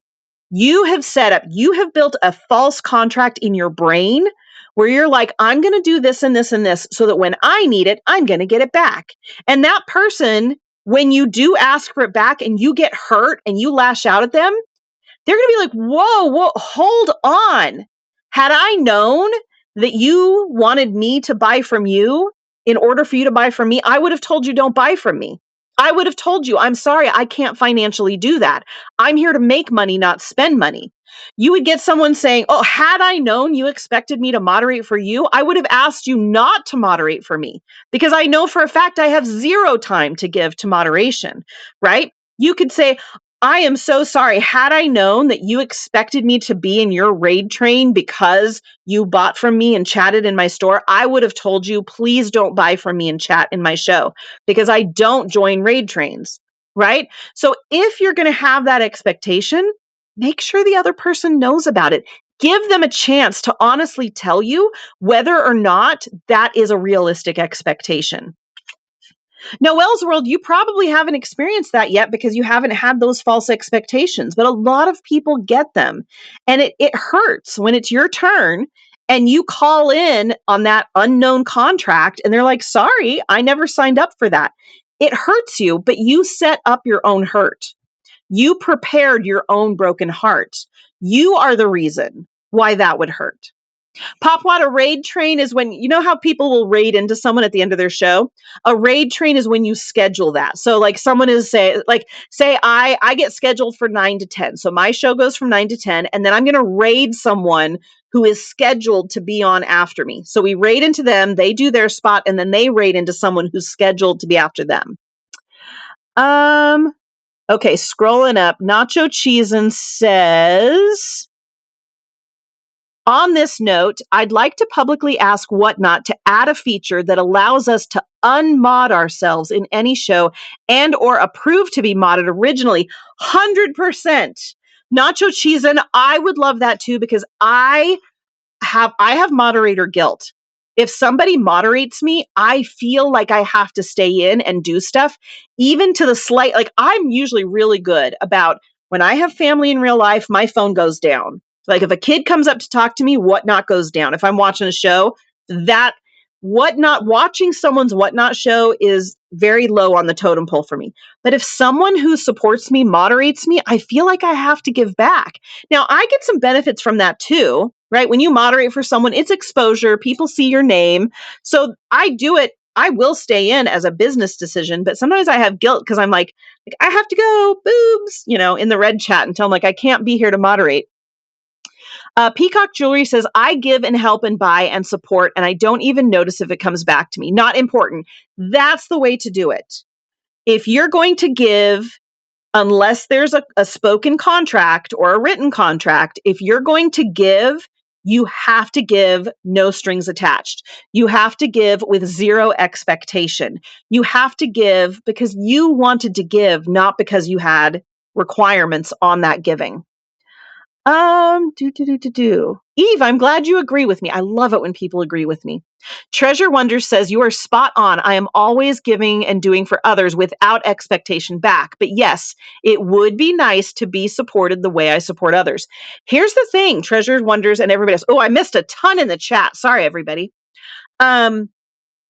Oftentimes, and this happens in real world relationships as well, oftentimes you connect with someone and you get brokenhearted when they don't connect with you on the same level. Amy Treasures, thank you for purchasing the notes. So you connect with someone and you want them to connect with you. You want them to love you as much as you love them. And you get sad when they don't. But guaranteed, there is somebody else that loves you that much and wishes you would love them back that much. And you don't even know who they are. Nobody knows who those people are. Okay. So there are people around you who are showing up, who are supporting you, who are giving and giving without you giving back to them. You just don't know who they are because you don't crave that connection back. Okay. Are you related to Mr. Rogers? I'm his sister. Actually, I married him. I tease my husband all the time. He's Mr. Rogers because he has a different outfit for every job. He comes home, changes his clothes, goes and does something, changes his clothes he'll change his clothes like 4 times in a day, just like Mr. Rogers, because he has clothing for certain activities. But yes, so just like I said, in your real life, people, make sure you look around for how they are supporting you, even if it's not the way you wanted them to. Look around for that on Whatnot. Notice the people who constantly show up. Maybe they're not big sellers that you wish would look at you. Maybe they're not people who have a following to share with you, right? But maybe they shout you out when you come in their show. Maybe they are always in your shows saying hi to you. Try to notice them. It's hard. Again, you are going to have blinders on because you want the people you want to want you. It's hard to want the people that you don't want that want you. But I'm telling you, that's where you're going to find that give back. Does he sing while changing? Sometimes. Let's see. I know, right? It does look like an exclamation mark. You just have to turn your head to see the Whatnot. Dear Whatnot, fix that. Okay. Okay, you guys are talking to each other. I'm just seeing if I missed any big questions. I for Beauty says, please remember when Whatnot started and it was a real thing. Give and receive, follow and follow, etc. That still exists, I for Beauty. I still follow for follow. There's a reason why I'm following 10,000 people, right? I'll follow. Listen, if it makes you feel good, I'll follow you. But don't expect me in your show. I don't expect you in mine. I know when I went to that meetup, there were people there that I followed that were never going to follow me back. I'm okay with that. I wasn't in it for that. I wanted to make myself look like a good person, and you look like a good person when you follow people. Nacho Cheesin says, I also don't want to be associated at that level with certain people or situations or any unmet expectations. There's so much tied to being a mod. There is. You have to be very careful who you allow to mod and who you mod for. Absolutely. Gigi John, I am following you, girl. I am following you. In fact, Gigi John, I've bookmarked your first two shows, doing jewelry and accessories and a devotional and accessories. Ooh, religion and bling. It is exhausting with me, Lala girl. I'm a diva. I don't know why you still moderate for me. It's a mystery to even me. All right, Frog and Toad Vintage says, I think it's important to be genuine and be yourself without expectations for others. The rest will fall into place. That is a very healthy, good place to be, Frog and Toad Vintage. That's not easy for everyone. I'm going to read that again. I think it's important to be genuine and be yourself without expectation for others. The rest will fall into place. Beautiful, but very hard to do because a lot of us are coming into this with childhood trauma, childhood misraised. Like some of us were raised to be people pleasers. Some of us had to fight to exist. Like there's so much that goes into it. So if you can get to that point, that's what therapy is for, is to get to that point, right? So that's ideal. But if you're in that situation, I'm going to read this again. It's important to be genuine and be yourself without expectations for others. If you're in that situation, which I am, and I recognize this 100%, you are in a privileged position. If you do not have generational trauma holding you in behaviors that are not healthy for you, you are in a privileged position. Teach it, preach it, exemplify it, and help benefit those around you with it so that they can find that themselves as well. But don't take on their troubles as your own, because then you're going to hurt that healthy position. Thank you, Deborah Pot. I appreciate the comment. Let's see, nacho cheese in. This is why chat shows are important. I make it very clear or talk to anyone before modding someone in my own shows. Absolutely, you should do that. Um, Hold on, I got to read that. Frog and Toad Vintage says, I was raised like that too. My therapist is amazing, guys. Therapists are doctors. If you would go to a doctor for a broken arm, why wouldn't you go to a therapist for a broken heart? Like, I think that therapy is getting over that stigma, but we still have a long way to go. We still have a long way to go in that. Reselling everything. I can't even read that out loud. I would get like a claim strike. No, my soap will not cure your life, but it will give you a clean butt, and that will get you halfway there. Okay. All right. Where were we in our notes? Let me take a drink while I peruse. Feel free to share your shows, guys. Share your shows while I go through my notes because I totally lost my place. Oh, we did unknown contracts. So here we go. I've got rid of some therapists. Well, you have to get a second opinion. Get a second opinion with your doctors. Treasured Wonders. Wait, hold on. I was going to say a thought and then I was like, no, I'm not going to say it. Treasured Wonders says, I'm excited about my show tonight, but worried about having shipping set up right. Follow and bookmark, please. Okay, the FB, you guys, I'm still getting used to the FB. Everybody's putting FB for follow and bookmark. I'm going to take this off. It's not comfortable to wear. Do you guys know what I think when I read FB? Because I'm old. Every time I read FB, I think Facebook. But FB means follow and bookmark. Hold on. Oh no, Frog and Toad Vintage. I'm reading a red chat. That means you got good stories. Okay. I for Beauty says, I'm so happy listening to all. You guys, did I make I for Beauty happy? I for Beauty, hold the presses. Stop the presses. Hold the horses. Are you agreeing with me, I for Beauty? Is I for Beauty agreeing with me? I for Beauty says, I'm so happy listening to all this. Oh, here we go. Here's the disagreement. But on the other hand, I'm waiting for that one person to cut me off in traffic and ruin the day. I for Beauty, wish and you shall receive, I'm sure. Interrogator says, I love it when the chat interacts with each other. They have even bought from one another. Absolutely. Connections don't have to be from here to here. You guys can connect with each other in the chat 100%. Yes, absolutely. Facebook. Just type out follow and bookmark, okay? Because you put FB and I'm looking you up on Facebook because I'm old. Okay, here we go. Next point. We're still in the whatnot zone, okay? These still apply to your relationships inside whatnot. Okay, listen up, people. Everybody needs to pay attention to this. Don't sacrifice your business, your boundaries, or your standards for someone you don't know just because you think you know them because you like them on whatnot, okay? Real friends wouldn't expect you to sacrifice your business, your boundaries, or your standards. And you also shouldn't expect that of others. And I see a lot of that going on whatnot, you guys. I see a lot of boundary pushing, standards pushing.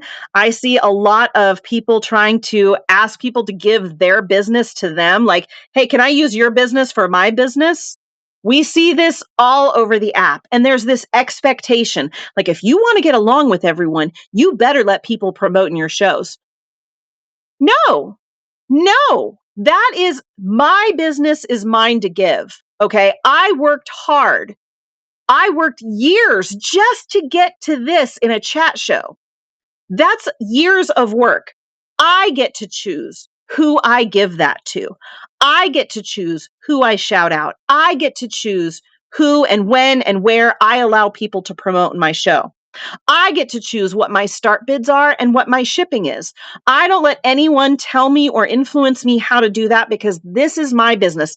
And if you're really my friend and you're really a business connection on here, you would understand that and you would not push against it. The very fact that you push against it tells me we are not friends, right? That's how you tell someone is not your friend because they try to push in to your standards, your boundaries, and your business. So please pay attention to that. People who respect those things, those are the people that you want to give more time and effort to. But keep an eye on them because there are people who will build those up just so they can abuse them. So remember, it doesn't matter how long you've known them. It doesn't matter how much money they've given you. It doesn't matter how pretty they are. As soon as they start asking you to change your business, your boundaries, and your standards, red flags are popping up all over the place. And it's hard to notice them when someone has worked you. Okay. And I see that happening on Whatnot. Do you know what Whatnot is full of? Besides really cool people and really cool stuff, Whatnot is full of salesmen. And I'm just going to tell you in the world of sales, it's anything for a buck. Okay. And I'm saying I can even be guilty of this. If I'm not aware of how you feel about me, I might come off this way to you because I'm functioning on how do I make a dollar? And you're functioning off of, oh, I really like this person. That's going to cause a schism in that relationship. Okay. So make sure that you're watching your business, your boundaries, and your standards. All right. If you aren't getting what you want or need from a relationship, you need to create boundaries that allow you to give it to yourself. I'm going to say this again. We're going to think about this. I want you guys to think about this. Think of a relationship on Whatnot where you're having some frustrations. Everybody, this is your homework right now. Get your pens and papers out. Think of a relationship that you are having frustrations with on Whatnot. Maybe they're not coming to your shows. Maybe they're not shouting you out. Maybe whatever it is. What is a relationship that you're feeling frustrated with on Whatnot? Okay. If you aren't getting what you want or need in a relationship, you need to create boundaries that allow you to give it to yourself. What boundaries have you set for yourself to give that to yourself? You want people to shout your name out? Maybe you need to go live more often, right? Maybe you need to make sure that you are and you're popping in their shows and expecting them to come over and give it to you. Are you spending too much in people's shows? I used to do that. I used to spend in people's shows. If I was in a raid train and someone I liked was selling something that I thought was good and they were getting low values for it, I would bid for it just on principle. I didn't want the item, I didn't need the item, and I didn't have the spare money for that item. But did I buy it because principle? Yes, I did. Do you know how I set the boundary so I wouldn't have that pain realizing they were not going to come to my show and do that too? How do I know? Because I did dollar starts and a lot of people buy stuff for just a dollar. They will not bid you up just because you bid them up. Okay. So I set my app controls. I can't spend anything. I can buy one item every month. Okay. So if you don't know what app controls are, because I know the spending is a huge one in this area, if you on your app, on your home screen, if you click on your little logo down in the bottom right hand corner of your screen, which I think for you guys is down here, you click on that, scroll down to where it says app control. There's two limits you can set yourself: a watching whatnot limit and a spending money limit. You can set it for the week or the month, and then you can set the time. Now, it allows you to go over that, whatever you set, but once you go over it, it won't let you do it again. So, for instance, for me, I go in and set my spending limits. I set it for a month. So, pardon me. Oh, okay. So I go in August 1st. Oh, it says account controls. What did I say? Did I say app controls? You're right, Lala girl. Thank you. It's account controls. So profile, account controls. I go into the spending limit and I set it for the month and I set it at $1. Now it's going to let me spend more than $1, but once I do that, it's going to cut me off and it will not let me edit it. And I'm locked in for a whole month and it's painful and it hurts and I hate it. But I do it because the reason it hurts is because I want to spend that money to support those people. And I got myself into some financial trouble doing that kind of support. And did people turn around and support me in that same way to make up for that? No, they didn't. They still supported me. I paid attention to how they supported. They showed up in my shows, they chatted, they shout me out in their own shows. Like I was getting support and love. It just wasn't happening monetarily. Now, did it happen from some people? Yes, it did. I do have people that buy from me to support me. But did it happen enough to match what I was doing? No. So I set my account controls. I created a boundary that allowed me to love myself before I loved other people. So I love my bank account more than I love somebody else not getting what they should get for an item in their show. And that allows me to continue to go in and support through words, through views, through shouting them out instead of giving through money. Okay? Um, here's another way. Don't join someone else's. Oh, this is a big one. Hold on. This is a big one. Okay. And I've seen this happen multiple times. And I've even semi damaged some relationships because I won't participate in this. Let's talk about this. Okay. Um, so this goes back to the main topic of don't sacrifice your business, your boundaries, your standards for someone else you don't know. Real friends wouldn't expect you to, and you shouldn't expect that of others. So this is a subtopic under that. Don't join someone else's fight, don't take sides, and don't become exclusive unless you would have done that even without having that friendship. You will have consequences based on your actions. Don't poop where you eat. Okay? I'm going to say that again. Don't join someone else's fight, don't take sides, and don't become exclusive unless you would have done that even without your friends asking you to. You will have consequences based on your actions. What you do will come back to bite you, not the person who started it. Don't poop where you eat. Meaning, people in the back need to hear this. Gigi, I've seen it since the day I got on Whatnot. Okay. I have been asked to take sides since I made my first Whatnot friend. I remember making my first Whatnot friend and them messaging me on Facebook. They found me on Facebook and they messaged me and they're like, oh my goodness, I saw you chatting in so and so's show. And I need you to know that they did A, B, C, C, C.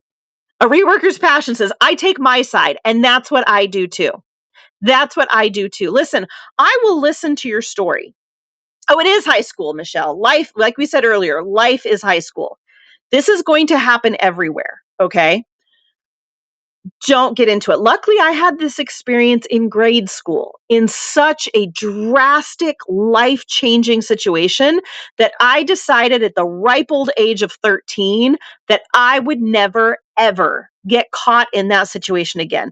Now, have I almost gotten caught into it? Yes, I have, because it's addicting. You just want to. I'm sorry, I'm missing a lot of stuff in the chat. I don't even take sides like that in real life. Frog and Toad, me either. Me either. So luckily, I was ready for whatnot. But if you haven't experienced that yet and you haven't taken that stance yet, a very soft, empathetic heart can get caught up in that so easily. And you think you're doing something good. And next thing you know, you've caused damage that did not need to be caused. And now you have consequences that you were not prepared for. Okay. So, this is as someone who experienced this early on and sees what happens when this goes down. Let me just tell you, if someone comes to me and says now, especially on whatnot, but even in real life, if someone comes to me and says, I can't believe you are talking to this person, or why is hold on, my battery's about to die. Pause. Where's my charger? I have it here. I just didn't plug it in because I'm smart like that, y'all. Okay. Be a no drama llama. I love that. Don't let let's see. Frog and Toad Vintage says, hold on. I'm going to shake my phone. I got to plug this in. I got to focus. Did it work? Yes. Okay. Frog and Toad Vintage says, be a no drama llama, always. The Frugal Couture says, don't let other people's experiences be your experience. Make your own decisions. Absolutely. Shiny Penny, your battery check came in just a tad bit too late, but we're on it. We're set up. We're charged. All right.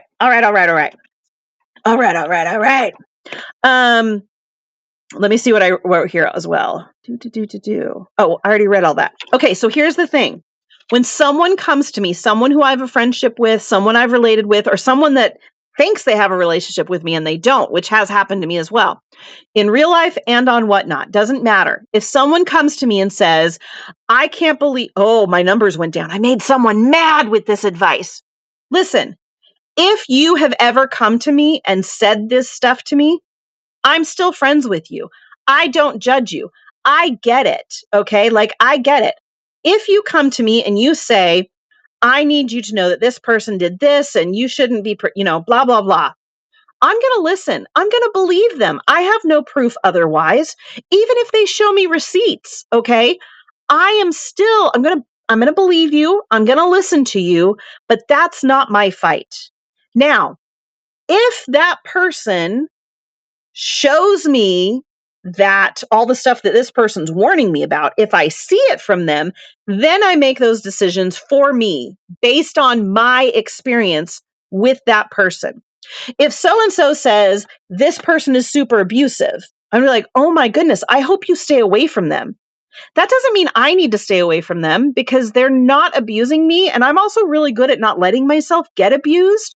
So I'm kind of tough enough to handle that situation. Not saying that you're weak or anything, but I wouldn't want you to be in that situation. So you do what you need to do to protect you. I respect that. I'm not going to try to convince you otherwise. I'm not going to try to change your mind.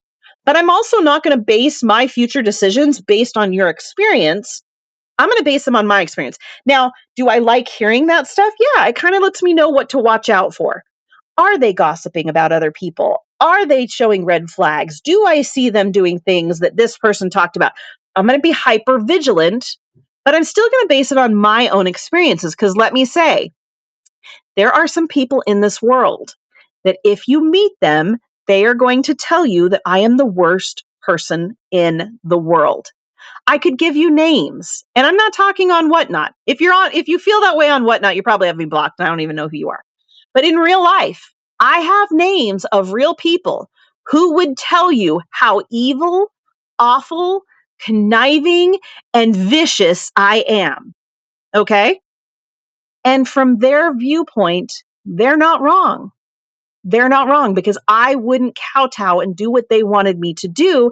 And things that I chose to do caused them some grief in their life. Interrogator, thank you so much for the generous tip. I so appreciate it, Interrogator. And they're allowed to have that. And listen, at one point, one of these people was publicly maligning me. and my whole family. And I remember my mom coming to me and being like, "What are we supposed to do about this? Do we need to fight back? Do we need to like retaliate? What are we supposed to do? Because people are going to believe this." And I said, "Let them. Let them if the people that we know, if the people that we've had years of experience with, if they choose to believe this opinion that's coming from left field, then that's what they want to do. That's the reality that they choose to believe. And maybe they'll believe it for a moment because you always believe the victim because your heart goes out to them, right? Let them believe it. And then maybe time will show them otherwise." And that's exactly what happened. That's exactly what happened. There were people that didn't believe them right off the bat. They're like, "No, we know these people. They're not that way." And then there were people like, "Oh my goodness, I never knew this about them." And they joined that side. And then over time, they were like, "I'm seeing more red flags over here than over here." And then there's some people that just stayed on that camp because it is more fun to gossip and it is more fun to have an instant friend group because they all hate the same person. And I'm not going to begrudge that to anyone. If you get more from having a hate fest than you ever got from being my friend, go grab your bag. Like get that bag. Like if that's what you want, take it. I'm okay. I'm not going to get in the way of anyone's joy, even if their joy is hating me, as long as my children aren't involved. You go for my children or my husband, we're going to fight. But other than that, like again, I if that's your joy, take it. You know, I'm sorry if you ever want to come back into my world, you just have to meet my boundaries and my standards, right? Zoe's T Mod says, "My father once told me, because I truly believe you are capable of all the evil in the world, I urge you to be good." I love that. I love that. Every single one of us, not a single one of us in here is perfect. Not a single one of us in here has existed this long without hurting somebody. Okay. So I love that. We all have that evil in us. And because of that, choose to be good. One of my sons, the son that got married, when he was little, I used to say, "This one is not going to ride the line. He's either going to be really, really bad or he's going to be really, really good. And the only thing I can do is try to steer him the right way because he doesn't do anything halfway. He doesn't do anything apathetically. He is so passionate about everything he does." I'm just so grateful he ended up on the good side because I was like, this kid's going to end up in jail or he's going to be everybody's friend. He's everybody's friend. But everybody has that in them. Okay, just the best. Who's hating? Let me at them. I'm not even going to tell you because you don't need. I just told you, Jess the mess. Don't take other people's fights. Okay, this is not a side you need to take.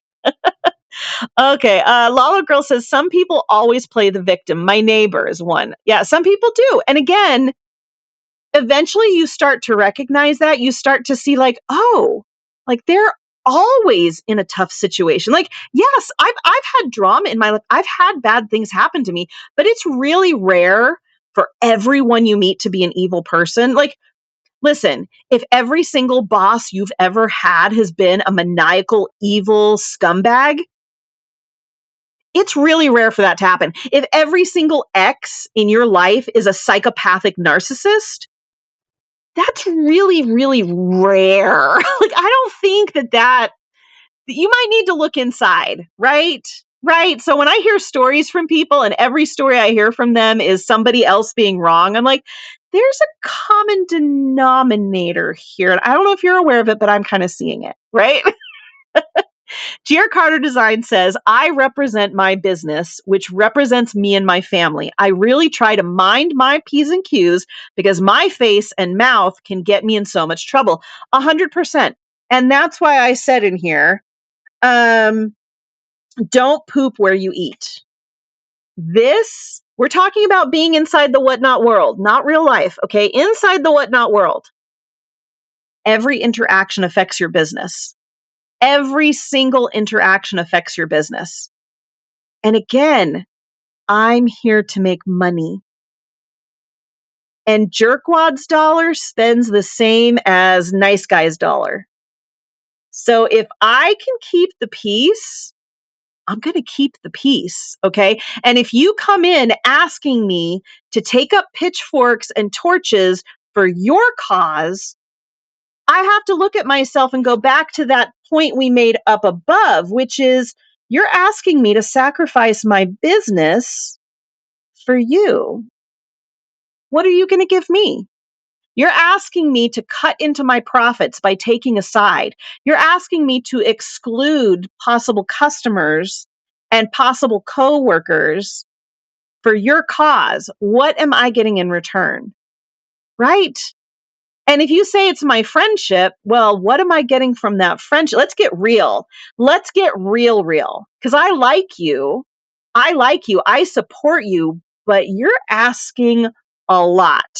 Okay. So I only say that in case that happens to you. So far, I've been very lucky. I have had a lot of adults in my whatnot experiences. So have I gotten some of those messages? Yes, I have. But when I was honest with them and said, listen, I feel your pain. I'm so sorry that happened to you. Their money spends the same in mine, and I haven't had that issue. So I hope you're okay still being my friend while I still accept their money. And so far, knock on wood, I have had decent adult people who are like, yeah, I just wanted to warn you about who they are. I'm like, hey, I'm taking that warning and I'm watching. Thank you so much for warning me. I just can't join the cause. So um, Michelle Ray says, I guess I'm not big enough on here to have this happen to me.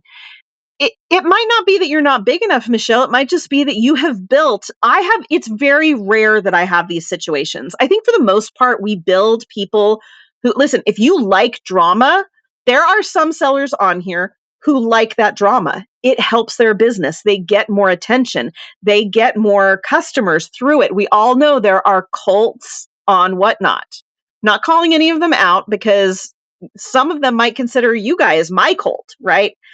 But there are people who will take up pitchforks for people. We talked last week about someone who actually had to come on here and publicly apologize. And if you think you know who I'm talking about, you don't. It's a completely different category. But someone came on here and had to publicly apologize because they took up somebody else's fight. They fought it for them publicly, and it really affected their business. They canceled future shows because of it. Don't let your business hurt for somebody else's fight, okay? A reworker's passion says size doesn't matter. Absolutely. Avoiding drama every day keeps you away from drama. 100%. So if you haven't experienced it, listen, I like a little juicy drama. I like a little juicy gossip. So I get a little bit in my life. If you get a lot of it, you like a lot of it. If you don't get any of it, congratulations. You are so clean. You're not getting any of it. And that's awesome. But if it does rear its ugly head, just be ready for it. Just be ready for it. Okay. Oh, Peacock says, I'm small and it's happened to me. I don't want to choose sides. You don't have to. You have my permission. If somebody comes to you saying, no, you have to, you just tell them, I'm sorry, what Liz likes told me I'm not supposed to. Blame me. Okay. Tell them, I'm sorry, what Liz likes said in her chat show that I am not allowed to take sides on whatnot. So take it up with her. Let them come to me with that. I'll tell them what for. Lala Girl says, no reaction is a reaction. My former boss would not react to a beef I had with someone at times. Let's see, with someone at times. It would drive me crazy. As I matured, I use it now.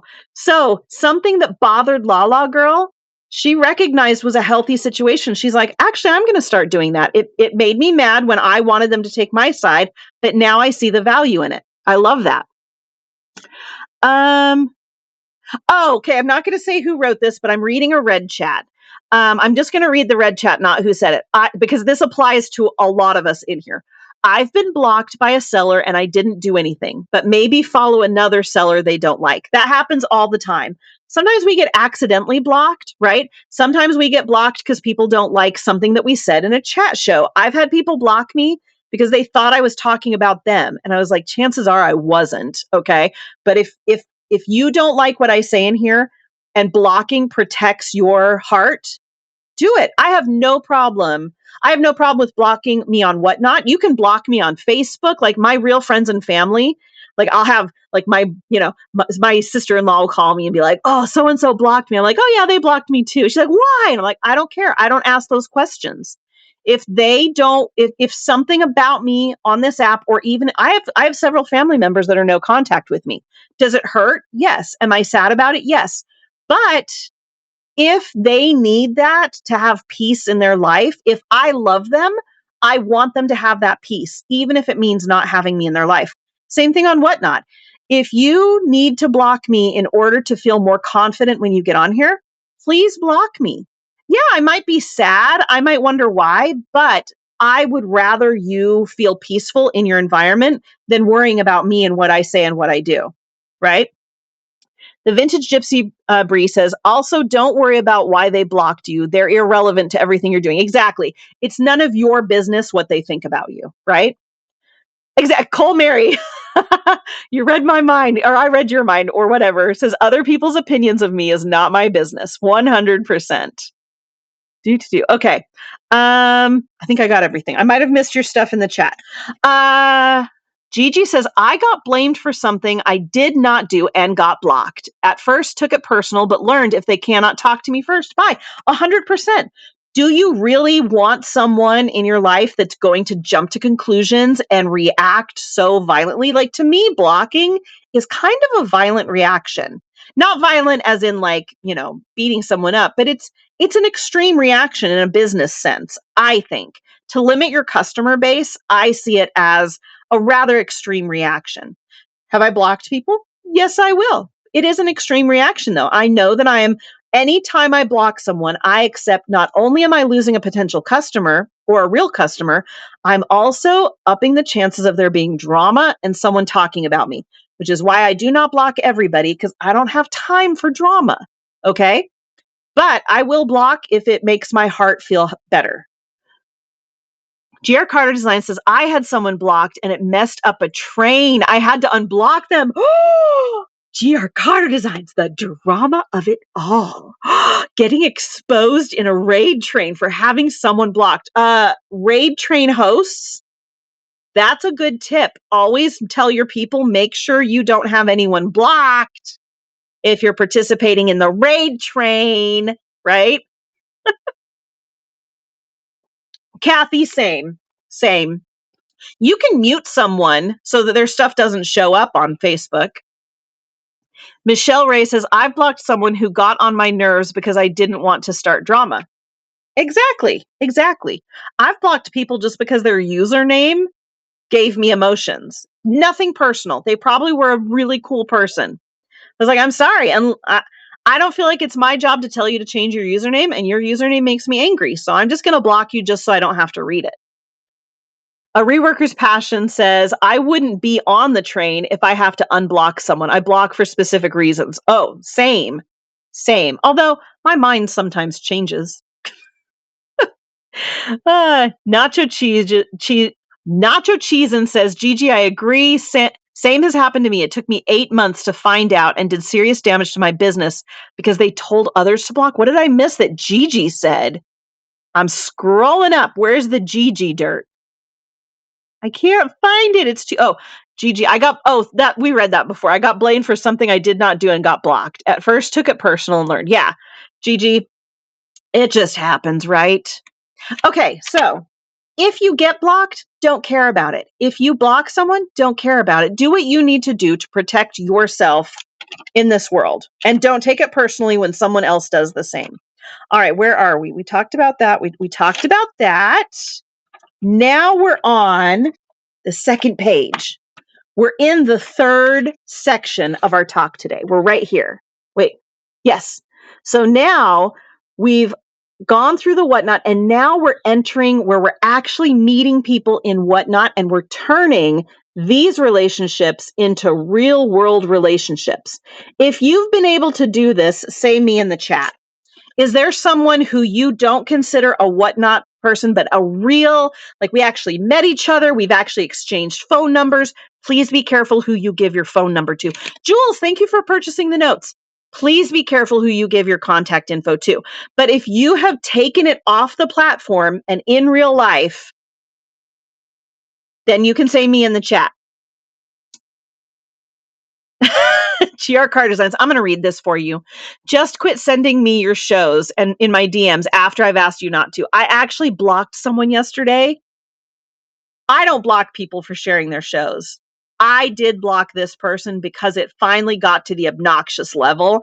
And I was like, I don't think I've ever seen you in one of my shows. I don't think I've ever seen you chat in my shows. I don't think I've ever seen you buy from me. I don't think it's going to hurt me to block you. And I'm done asking people to stop sharing their shows. So I did it. It made me sad because I was like, I bet this is a really nice person. I bet I would actually like this person, but they're bugging me. And it's getting to the point where I have feelings every time I click on my show because they have, bravo to them. They have a show every single day.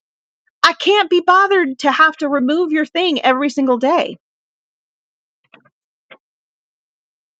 Oh, Lala girl. Yeah, I'm not going to, sorry, I'm reading Red Chat. I'm not going to talk about that, but yes, it wasn't him though. Thank you for purchasing the notes, Crystal. Okay, where were we? Now we're in section 3. Your whatnot world is becoming friends in real life. You're getting real relationships based on reality where you have to accept the whole of them, all right? Um Interrogator.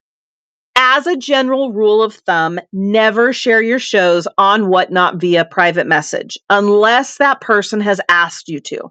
If you feel very strongly that you should do that, I recommend that you send out one mass message to everyone that you're following or is following you and say, I like to message people with shows so they don't miss out what they want to buy. Would you like to be added to that list? And then create a group based on people asking to be in that group. But like, listen, I know who I follow, I know who I watch. I don't need them to send me their shows, right? Occasionally, someone might know exactly what I want and they know what I've been looking for and they will message it to me. I appreciate that. I appreciate when people know exactly what I'm looking for, but you have to really know me to get that right. Yeah, don't send it to me. Cole Mary, I'm with you. If I'm considered one of your regulars, I love you. I'll support you in every way that I can. Don't share your shows with me because I'm not coming. If I was going to come, I would already be there because I'd already have it bookmarked. I'd already bookmark your bat signal. What do I mean by bat signal? I mean this. Hold on, where is it? Bat signal is something like this, okay? This is something I use to notify people. So they get to select this themselves. They go in and they bookmark it. And that's them telling me, I want to get notified when you go live. They asked for it. It's not me forcing it on them. Whenever you put it in the private messages, you are forcing it on them. It's junk mail. And how much do you like junk mail? Like, how much of your junk mail do you actually read? Or do you sit over the garbage can and toss, toss, toss without even opening it? That's what I do with shared shows. Toss, toss, toss. Maybe 1 in 100. I'm like, oh, what does that say? No toss. Maybe 1 in 500. I'm like, oh, that looks like a good deal. I'm going to open that. 1 in 500. The rest, toss. And let me tell you, who here has ever gotten so annoyed by junk mail that you actually mailed it back to the company? I have. I only did it once. But sometimes we get so annoyed that we actually take negative action and we'll actually like blast them, give them negative reviews on Google because we're like, this person has the most annoying junk mail or this person keeps flying on flyers on my car. Right? So don't be junk mail. Don't be junk mail. Bookmarking is not as good. The bat signal, everybody calls it the bat signal. I didn't name it, so I'm just using it because that's what people call it. The bat signal, I call it the get notified. If you want to get notified, like I have one for soap, because there are people that have been asking me, when are you going to sell your soap? So at the end of this show, when I sell my soap, I'm going to bookmark that. I'm going to pin it, and then I'm going to run it to let people know, hey, she's going to talk about the soap now. But that's people that chose to get that notification. So that's why I like that. Treasured Wonders is right. Whatnot messaging is not good. It's important messages get lost because of so many sending me their shows. And you can't search. You can't search by keyword. And as your business grows, you depend on those messages for your business. And when everybody's sending in their shows, they're making it very difficult to run your business. Okay. You put a money amount on bat signal. Well, so Michelle, you cannot have a listing that is not an actual product that you're willing to sell and send. So you can't have a listing. This is technically breaking some whatnot terms of service, but I'm using the stickers loophole. So if you accidentally or purposefully purchase the bat signal, I send you stickers. That's what makes it legal on whatnot. So yes, there's a dollar amount, but don't buy it. You're supposed to bookmark it. So you click on it, click on the little flag that bookmarks it, and that way when I pin it, you'll get a notification. Yeah, GR Carter Designs, Whatnot needs to add a search function. They need to do a lot to their messages. Their messaging could be top notch. There's code already written for messaging and chats. So Whatnot just needs to prioritize that and bump that up. Popwad says, does Whatnot help you pay for tech machines label? No, no, they do not. That's all on you. You need to, I bought my own label printer. I bought my own lights. I bought my own phone. I bought all my own stuff. Whatnot just gives you the platform and the coding to make it easy to sell stuff. Interrogator, I don't have my listing in my profile shop. It'll show up there when I put it into a show. Yes, they can. They can click on the notification from your profile shop if you have it in the profile shop because you have it listed in a show. I'm lazy. I usually don't put my items in my shows until right before. Don't be like me. Michelle, that is completely against terms of service. When people put their bat signal at a high price, they put it at a high price to discourage people from purchasing it. I used to do the same thing. My joke was, if you actually buy this, I will show up on your doorstep in a Barbie box because you're paying me almost $1 million. Don't do that because sometimes people accidentally swipe on it and then their bank accounts get frozen and they can't buy from you and it causes issues. So don't do that. Yes, interrogator, if yours is set at a high price, change it. It needs to be what you actually are willing to sell at that actual price. Okay. I know you've seen it, Cole Mary. I was one of the ones that did it. There's a reason why Whatnot has that rule. It messes things up. Don't do it. You do it for $1. See, I don't want to send you stickers for $1. That's 30 cents. And I still have to go to my shipments and I have to print the label and I have to use an envelope. And like, I'm not getting 30 cents worth when that happens. I charge $3. Some people charge 8. I think that's smart. Like, look, you saw the price, you saw the product, you swiped. Now I got to take time to do this. I Love Discount says, I just tell him or told them, if you buy this right now, I'm shutting this stream off and going on vacation. Listen, I tried, but I accidentally had it pinned while I was showing a product and someone thought they were swiping on the product. Mm. Oh, Michelle, yeah. Everybody be careful on Whatnot. Do not put your phone down where the cat can touch it. Don't put it in your pocket. Don't wedge it under your leg while you're driving. Don't have Whatnot on while you're driving, people. Okay. All right. Where are we in this? So now we're in this phase. Whatnot relationships are happening in the real world. What do we need to know about this? Okay. You are lucky enough to meet a Whatnot friend in person and in real life. Here's what you need to know. How can this happen? Meetups. I just recently went to a meetup. I got to meet I Love Discounts in real life. I met a Reworker's Passion in real life. I met Retro Lucky Ducks. I met Thriftworks. I met Room by Rack. Met so many people. I met who's the other one? Reclaimed Relics. Like I met so many good people in person. I met Gigi. Gigi, I wouldn't even know Gigi had I not met her in person. It was awesome. Okay. So you get to meet them. Or sometimes you just accidentally meet them because you're local. I have met like 5 Whatnotters now just because I meet them at estate sales. Gigi, I told the story. I told the story. My one and only situation where that's ever happened to me. I do it to other people all the time. I fangirl so hard. That was the first time it's ever happened to me. So thank you. What state are you in, Liz? I'm in South Carolina, specifically the Charlotte. I'm just south of Charlotte. So Charlotte, North Carolina, Fort Mill, South Carolina. So here's Charlotte. Here's me. Okay. So you get to experience people in real life. Now, here's what I have to say about this. And if you think I'm talking about you in the meetup, trust me, if I was, I would have this conversation with you in real life. So don't assume I'm talking about anyone. This is things that I've seen across the board. Okay, Leslie's like, "Oh, you're talking about me. You're talking about me." No, Leslie, I'm not gossiping about you. You're going to be in Fort Mill? Hot vibes. Message me. I'm an hour away from you. I'm in Lowesville, 30 minutes north of Charlotte. Shiny Penny, did you go to the Charlotte meetup? You should have. It was awesome. Okay. So you're lucky enough to meet someone in person. Here's what I have to say about this. Here's the warnings. Congratulations, but, and it's a big, fat booty butt, okay? But now your safe relationship is going to become subject to everything your other real life relationships are. And it brings with it all the complexities of in app profit connected relationships. So, what do I mean by this?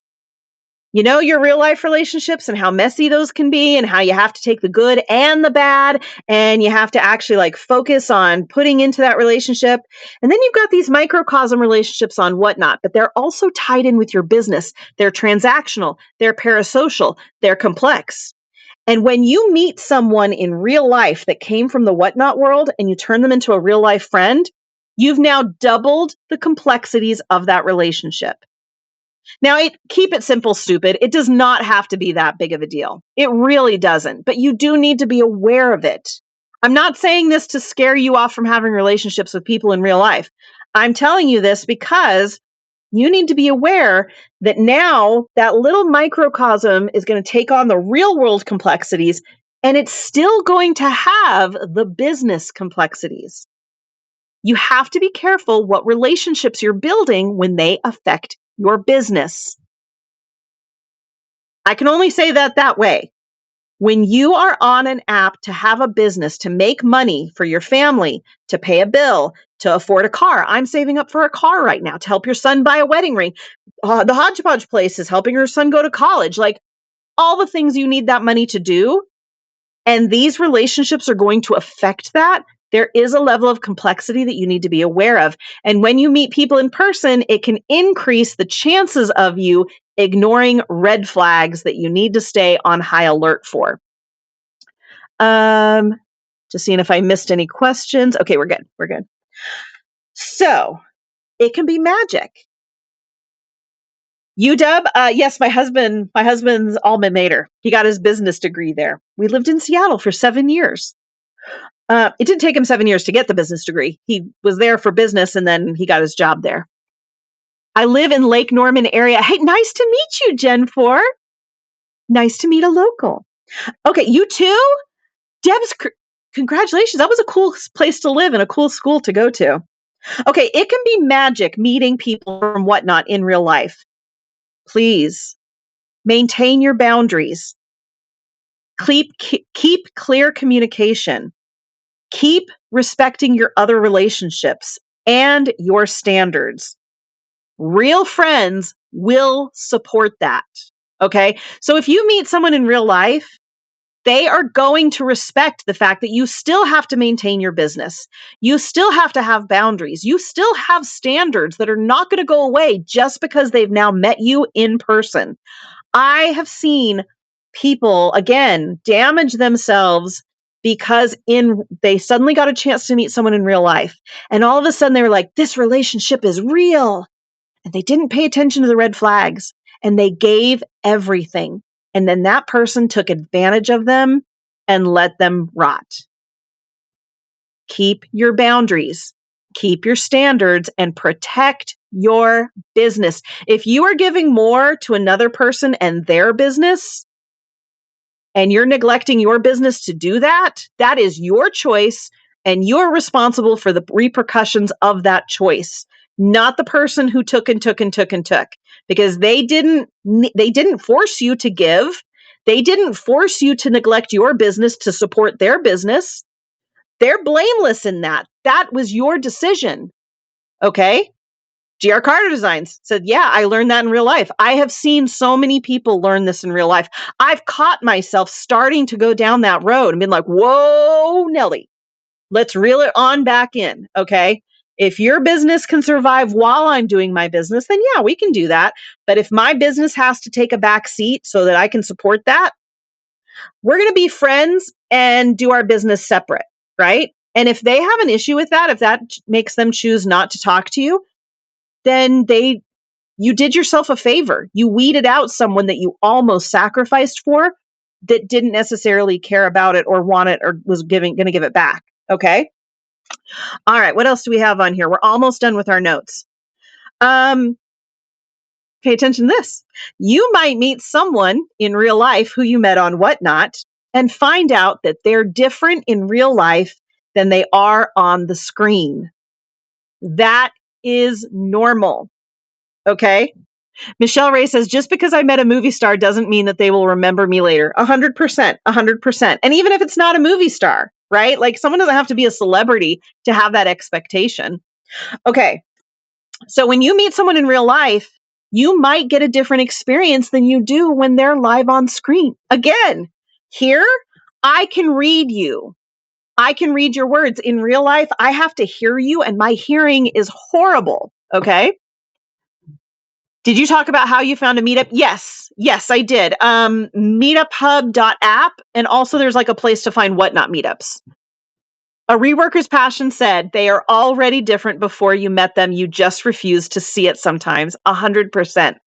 Again, when you meet someone in person, you're going to have to take the good, which is what you see on the screen, highly curated, highly stylized, and accept the bad, which is the fact that there's a lot. Do you guys know how much of me you aren't seeing right now? And I'm not just talking about my body. I'm talking about my brain, my attitude, my energy levels, my own personal mental health struggles and physical struggles. Like if we're gonna have be friends in real life, you're gonna have to accept all of that. And listen, I show up for my shows on time. I do not show up on time for things that I'm doing in real life. My time structure, like I am so bad. I will tell you I'm meeting you for lunch. My real friends know to text me half an hour before we meet because it doesn't matter that I confirmed with you yesterday. I Time does not exist in a structured level in my head. Do you know how many alarms I have to have in my phone to make it to a Whatnot show on time?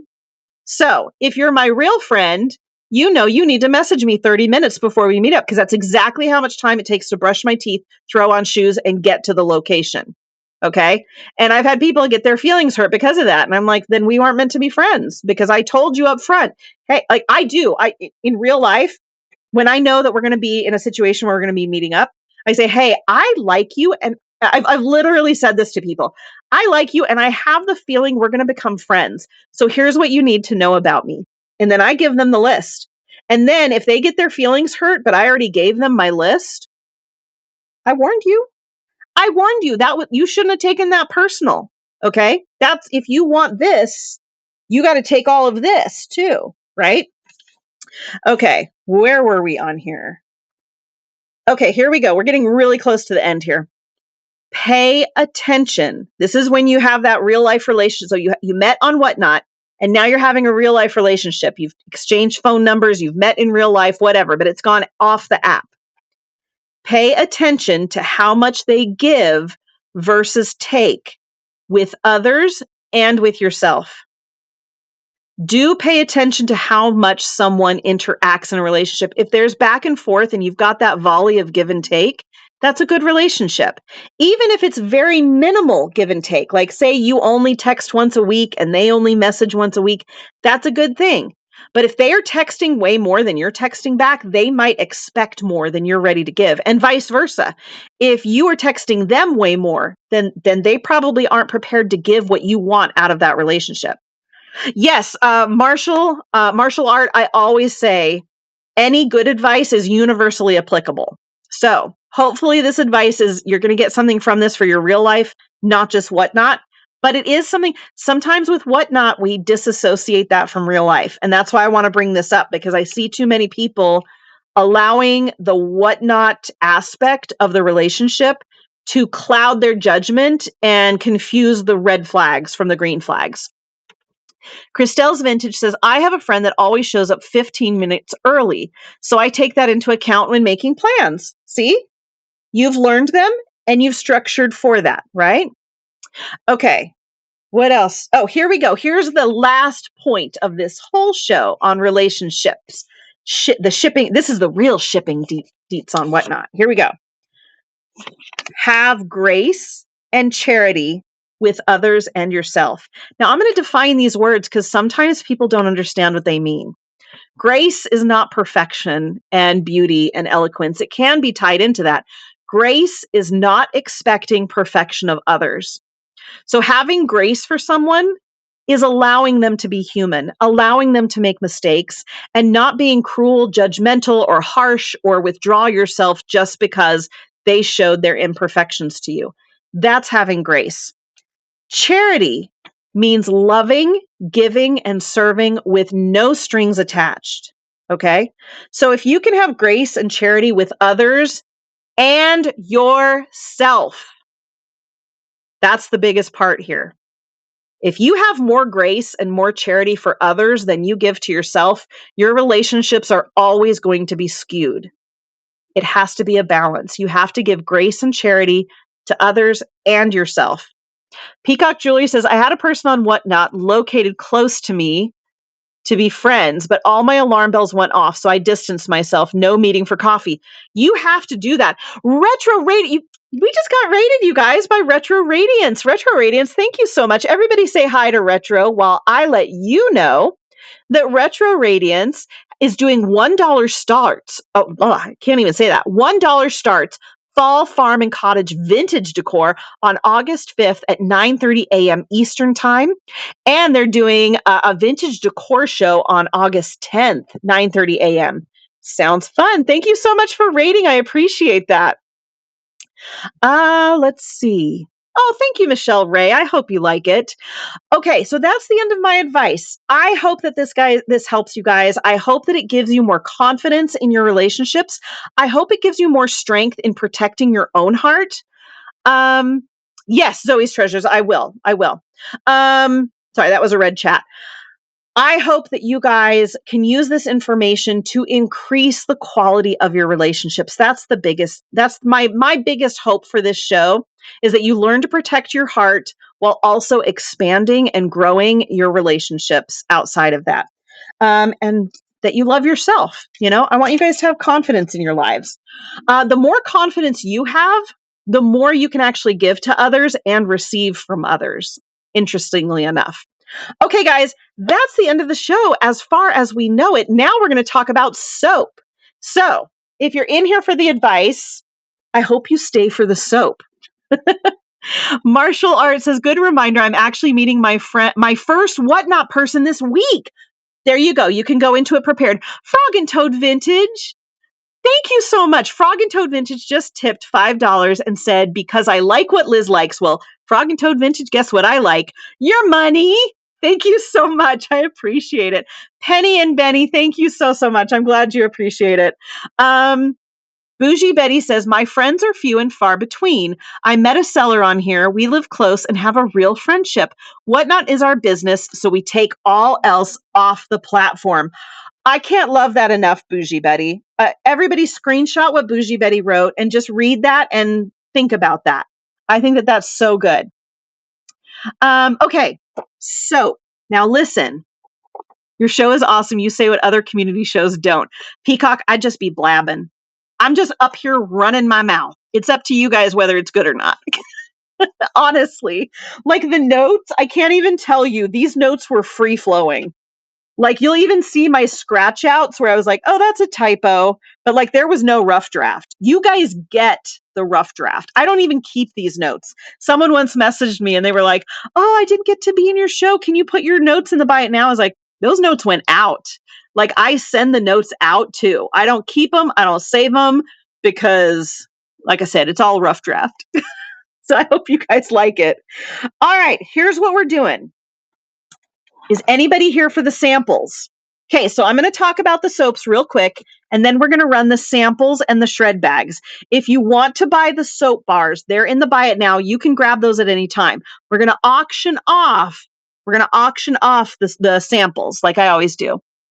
Time to adult. Gigi, love ya. Bye. I've learned a lot. Oh, Thank you, Peacock. Okay. So here's what we have. Wait, hold on. What is this one called?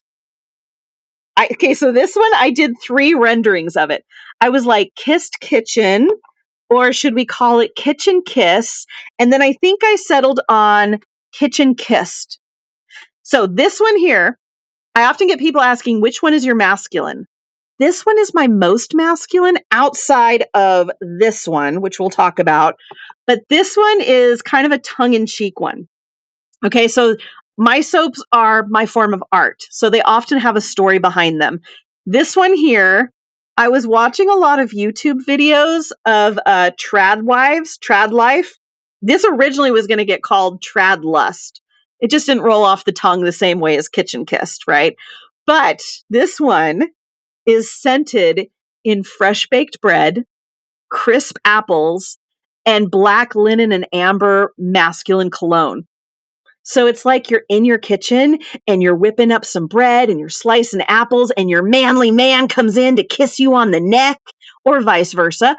And so it's got a little handmade tart there. I know, Cole Mary. This is romance in a bar of soap. So if you've watched those videos and you've ever been like, I wish I could just be barefoot in the kitchen making bread while my manly man earns all the money and I just look so beautiful in my summer dress, but you know that's not the truth because you've got to get up and hustle. Well, you can do it in the shower, okay?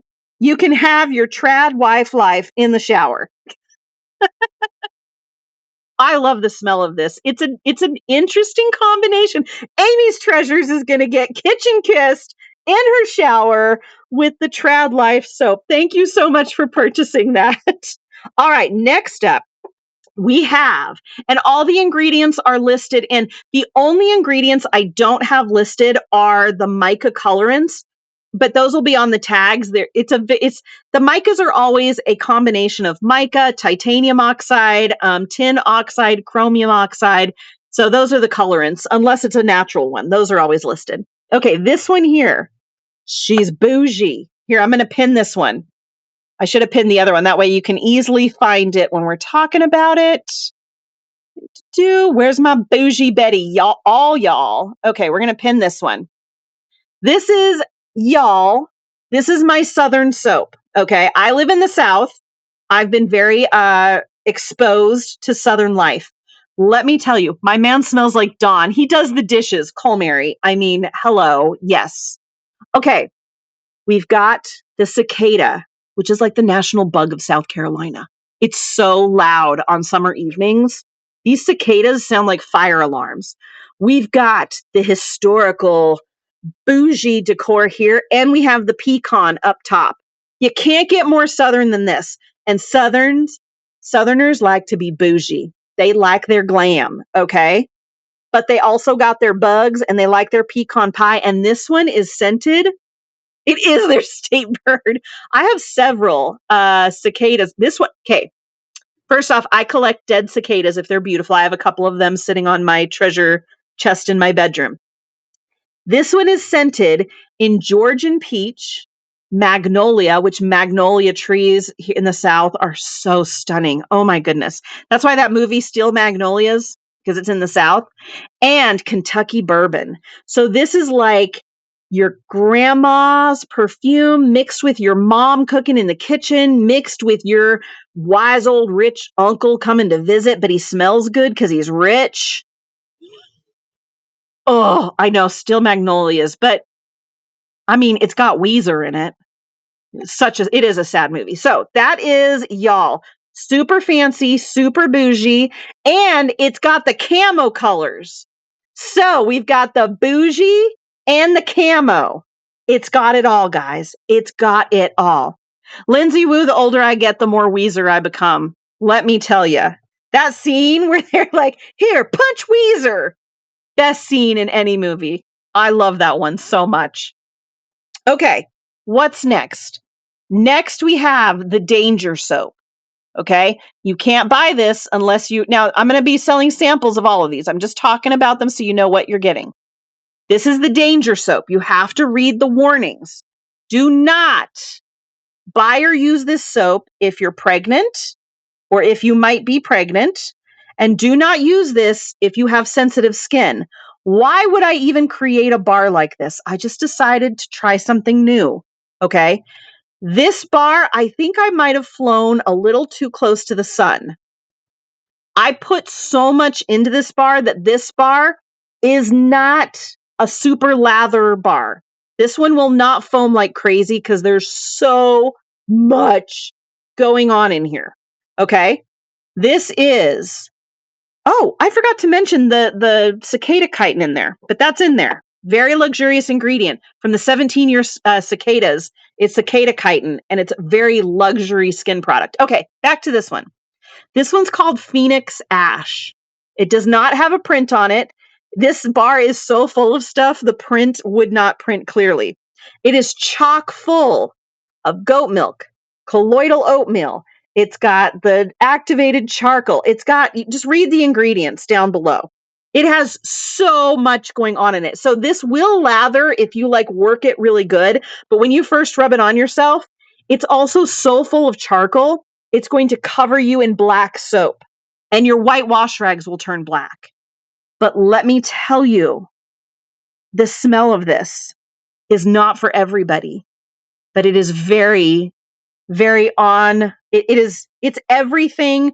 When I name my soaps, I name them after what they exemplify to me. This one is scented in real essential oils of anise. That's why it's a danger soap. Anise is not good for pregnant people. It has clove essential oil. Clove is not good for sensitive skin. Some people use clove and pepper soaps on purpose to liven up the skin. But you need to know if you have sensitive skin, this one, it has clove essential oil in it. So lavender and orange. So you've got anise, clove, lavender, orange. It's like loaded. When you smell it, the anise gives a very strong, and I use like a teeny tiny, you can't use a lot of anise essential oil because of its properties. So I used a teeny tiny bit, and it's the main smell you're going to get. Like it's a powerful essential oil. It smells like sickly sweet, and it smells like life and death all at the same time. I can't even describe it. You'll only experience it in the shower. When you first smell it, you're going to be like, it smells like a black jelly bean. Oh, how nice. And then when you're using it, you're going to be like, oh, I smell the ash. Oh, because it's got cedar wood in it too. It's got cedar wood essential oil. The cedar wood gives you the ashy wood smell. And then you've got the very light behind the lavender and the orange that smell like life. And then you've got the clove that smells like dark and mysterious. So this is not Phoenix. This is Phoenix ash. This is what I imagine. You know, when the phoenix burns and then it comes back to life out of the ashes and it flies away? This is the ashes left behind. This is the death with just a hint of the life. I know, right? Rah rah rescued. Like, I seriously, and then it's covered in safflower flowers. So the red, those are flowers. Now, I don't normally put botanicals on my soap because my big fear is that you're going to be washing yourself and then later that day you're going to find like a flower petal stuck in your armpit. That might happen with this, okay? But I wanted to keep it all natural. So this is only colored with the charcoal and the safflower petals. Such a beautiful artistic piece. I love it so much. Okay, next up, we have oh, we've got a stack. I only have 4 of these, so I think I have them in auction. I only have 4 of these. Oh, I have the skulls. Sorry, I have everything in auction. I am going to run these. These are my dish soap. They're ugly, though. They're lumpy. They're cracky. But if you like my dish soap, I'm going to run these. You get 3. You don't get a loofah slice. You're getting 3 of these. Oh, there's pre-bids. Holy my Lanta. Okay, my goodness. All right, that one's going for 16. I have four sets of this. You don't need to bid this up. But I only do have 4, so I understand why people bid them up because they're normally $7 a bar. Thank you so much, Rosie Creates. I'm so glad you got that. Here, we're going to run another one. This is a stack of 3. If you know my dish soaps, you know. These are vegan. They're coconut oil. Now, they have lavender and lemongrass essential oil in them. You're not going to smell the lavender as much because these were from my last soap run. I didn't sell them because they were ugly, but then everybody kept asking for them. Zoe's Mod, congratulations. This is the 3rd one. I have 2 left. This is the 3rd one running. I have 1 left after this. Thank you for the bids, everyone. I so appreciate it. I'm so glad you guys like this stuff. This was the first soap that my non-handmade soap husband requested. Like he doesn't care about handmade soap. He doesn't care about fancy stuff. He cares about this stuff here. All right, last one, I believe. Last one, I believe. And it's running. You get 3 bars, no loofah. They're ugly, they're cracked, but they're a good quality. I use them as stain sticks. They can be used for all sorts of things. I use them. I'm an artist. My hands get really nasty. You guys have seen them before. This is like the best thing for getting that stuff off my hands. If you're a gardener, if you're a grease monkey, this stuff is good. Amy's Treasures, congratulations. Do I have another one in there? If I say run next, why does it have another one in there? I think I have enough for another one. Maybe I had 5 in there. Oh, I did have 5 in there. This must be the last one. I'm sorry. Last one. Last one. Stack of 3 dish soaps, essential oil, vegan, all natural dish soap. I use these at my sink. I just rub them on the scrub brush and then use it to wash my dishes. You might get spots when you use your dishes, but if you just rinse them really good in hot water, you'll be fine. Shiny Penny, thank you so much. And that was the last one. I can't run them anymore. Okay, next up. Oh, all natural. Okay, so this one here, this one, I'm going to pin it so you can read the ingredients, and then I'm going to run my half skull. Okay, buy it now. Where's the natural? Sorry, I'm doing this so ineffectually.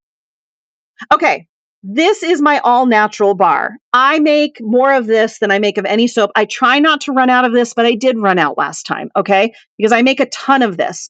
It's a smaller bar, but it's also a wider bar. So you're getting basically the same amount of soap. There's no decor, there's no colorant, and there's no scent added to it. It does have a smell.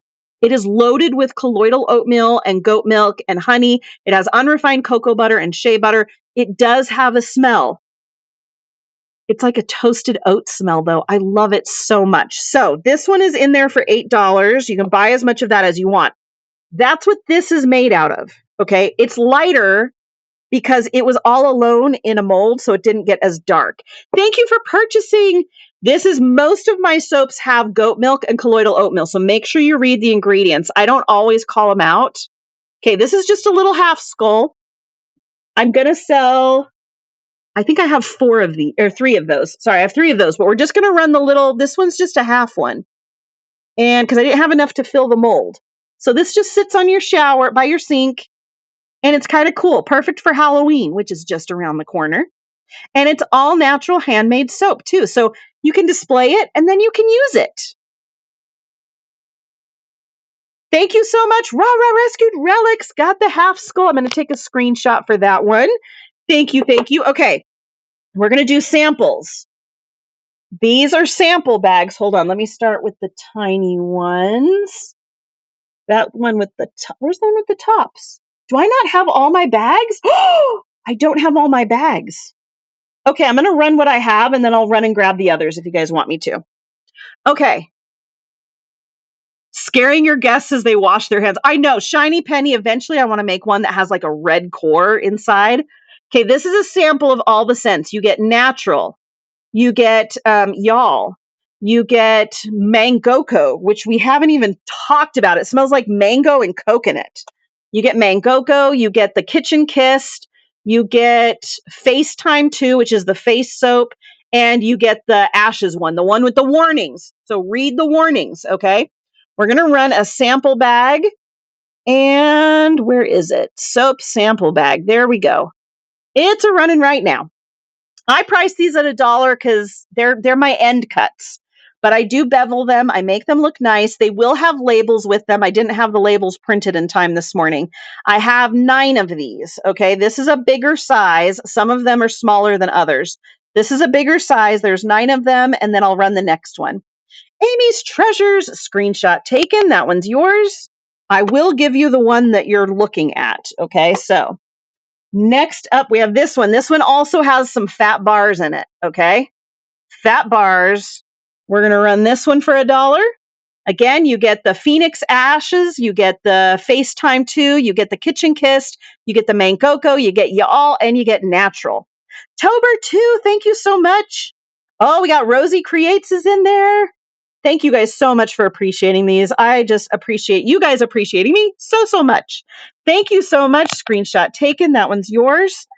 Okay, real quick, everybody share your shows. I'm going to go grab those other bags because I wanted to run them first. And I believe they're in my soap studio. Everybody share your shows. Check out, read the ingredients for the soaps in the Buy It Now so you know the ingredients in the skulls that I'm going to run and the shred bags. I'll be right back. I'm so, so sorry. Give me a second.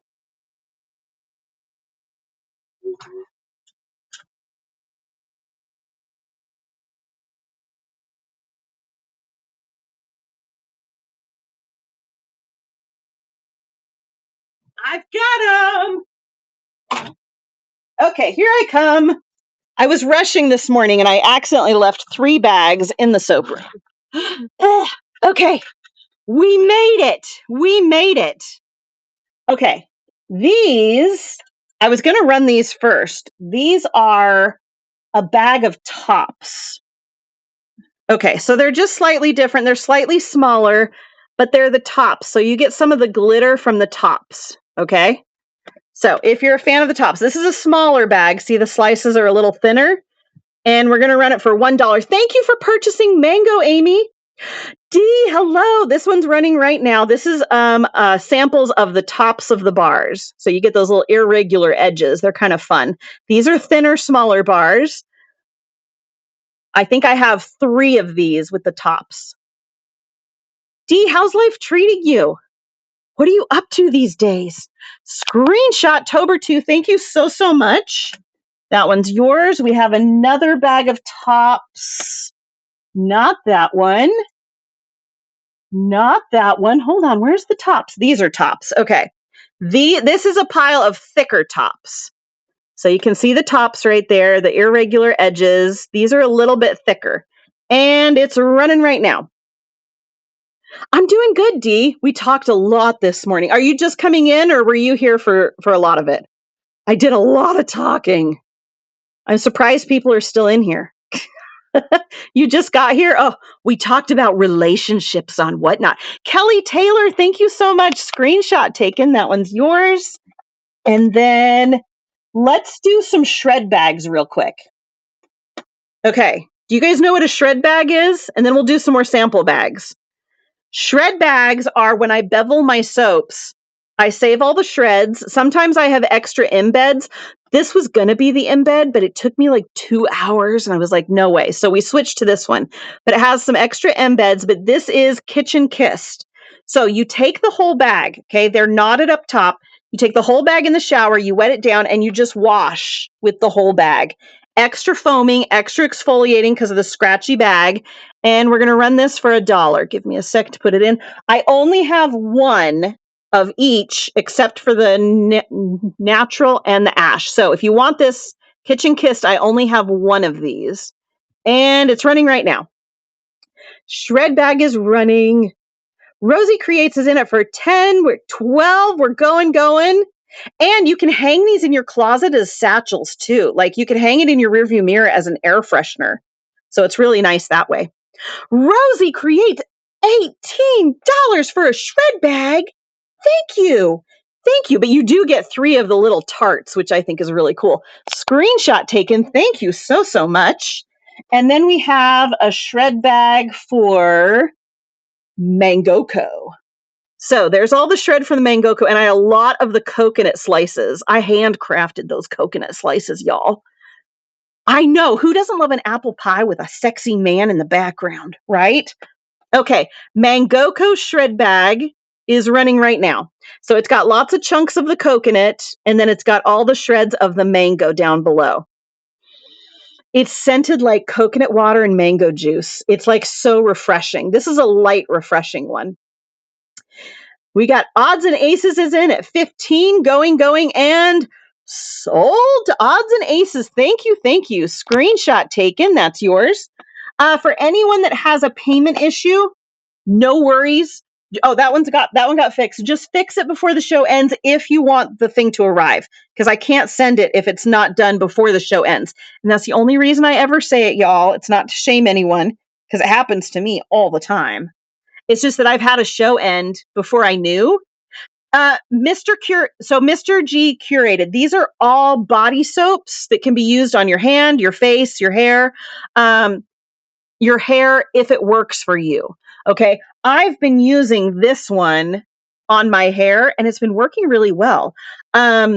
This one, even though it's the same ingredients, there's something different about the ash one. This one I don't like using on my hair. So some people use them on their hair, but they can definitely all be used for hands and body. Face, I don't recommend soap on face. Mr. Curator, you can read the ingredients, go in the buy it now, find the natural one, and that's what most of them are made out of, is that base recipe. I make all of these from scratch. Every ingredient is put in by me. This one has a few pecans, soap pecans up at the top. This is y'all. This is the one that's scented in Kentucky bourbon, um, magnolia, and country peach. Here we go. Shred bag of y'all. It's got 3 pecans in there. They're soap pecans. Again, you take this in the shower, you wet it down, and you just use it like this. You can keep it at the sink, hang this on your faucet, wet this down, and use it like that. But this is y'all. So if you want a bar of y'all, it's in the buy it now. You can go grab a bar of it. This is what the bar looks like. There's the pecans on the top. That's what y'all looks like. Thank you, Rosie. Screenshot taken. That one's yours. And then we're going to do FaceTime. Now, this one, thank you, Mister. I do try my ingredients. These are considered luxury products. So I really do my best to make sure you get your money's worth with these, not just in the art, but also in the contents, in the quality of it. So this is FaceTime 2. This is this bar here. Now, you guys know I've been making FaceTime for a while. This one, I again tried to fly really close to the sun with this one. I loaded it. I normally don't put very much colloidal oatmeal and I don't put goat's milk in it. This one is a different formula because this one has a lot of colloidal oatmeal and goat's milk in it. This is an apple cider vinegar, aloe juice, unrefined cocoa butter, unrefined shea butter, like always, colloidal oatmeal, goat milk, essential oil soap, and it has essential oils of lavender and tea tree for calming your face and cleansing your face. You can use it on your whole body, but if you're going to use a soap for your face, I only recommend natural and FaceTime for your face. Okay. The others, I tend to not use soap on my face as much as possible. But if you're going to use a soap on your face, this one or the natural. Here we go. I only have one of these. This is a shred bag of FaceTime 2. This is running. Lost Mermaid, thank you for purchasing Mangoko. I appreciate it so much.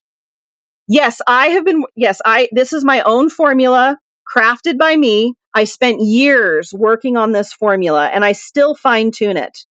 And I very much appreciate you guys appreciating it. The Naked Maple, I like to be zero waste as much as possible. Custom wood burning. Thank you for purchasing the FaceTime shred bag. I try to be zero waste as much as possible. It's impossible to be zero waste, but I do my best. And that's one of the ways that I do it. Plus the shred bags, some people prefer the shred bags. Curated, our topic was shipping, relationshipping. We talked about relationships on Whatnot. What was I going to say? I don't remember what I was going to say. All right, this one has a warning. You have to read the warning on the buy it now for Phoenix Ash. Phoenix Ash. Do not buy this if you are pregnant or wanting to become pregnant. Do not use this if you are pregnant or wanting to become pregnant. And don't use it if you have sensitive skin. This has everything in it. Everything. Okay. It is loaded to the max with honey, goat milk, colloidal oatmeal. It's got the unrefined cocoa butter, the unrefined shea butter. It's got activated charcoal, like the highest amount of activated charcoal I think I've ever put in a soap. It will turn your body black before it gets it clean. It's going to get you dirty before it gets you clean. Okay. Because it's going to cover you in actual ash. Phoenix Ash is made out of ash. Okay. It has essential oils of lavender. Sorry, you're going to smell the anise first. So anise, like a black licorice smell. It's scented in anise, cedarwood, lavender, orange, something else, clove. It is a sickly sweet very poetic scent that smells like death and life all at the same time. Okay? So once you're done being covered in the ash, how does your skin look? If you rinse off properly, it's going to look really good. This one has little sugar skulls hiding in there and chunks of soap at the top. So you get the shreds, you get the safflower petals, and then there's a couple of sneaky skulls and bars in there because the feathers were too thin. So I thought I'll put in some skulls in there. Okay, here we go. You've been warned. I have two of these. I have two of these. I'm running the first one right now. All right. This is Phoenix Ashes. There's two skulls in there. You get the shreds, you get the chunk of soap, but read the warnings. What are the benefits? You get clean. Shelly, hello. Long time no see in here. You get clean. That's the only thing I claim with my soaps. I tell you the ingredients. You decide if you get benefits from it. Charcoal. So I use charcoal as a natural colorant. Thank you, Custom Wood Burning. I use charcoal as a natural colorant and as a very, very gentle exfoliator. As far as it being like non-toxic and removing toxins and all of that stuff, I can't make any of those guarantees because this activated charcoal is saturated in soap. So I doubt that it has much of its antitoxin properties in it because it can't absorb because it's already absorbed the soap. Now, maybe it does, but I don't claim that. The only thing I can claim for my soap is that it's going to get you clean if you use it right. Okay, this is my last ash one. This one has less in it. The bag is a little less full, but you get a leaf, you get a skull, you get two skulls. There's two skulls in there. You get some chunks of soap at the top and the shreds. This is the last Phoenix ash. You've been warned. Do not use this if you're pregnant, wanting to become pregnant, or have sensitive skin. Okay. It is loaded with activated charcoal. You will get dirty before you get clean. It will turn your wash rags black. This is not for the faint of heart. Okay. It is a phoenix. It's going to burn you. Tober, thank you so much. Screenshot taken. Thank you, Tober. I appreciate it. Okay. Next up, we have a bag of natural. This is unscented, uncolored. It has a slightly toasty oat smell. That comes because it has a maximum amount of honey, colloidal oatmeal. It's got the unrefined cocoa butter, shea butter. It's got goat milk. It's got aloe juice. All my soaps, I think with this round, I think all my soaps have aloe juice in them. Are you guys ready? I have two of these. These are the natural unscented shred bags. Shelly says, I've been in here on and off for an hour and I've asked questions. I didn't see your questions. I'm so sorry, Shelly. Ask them now.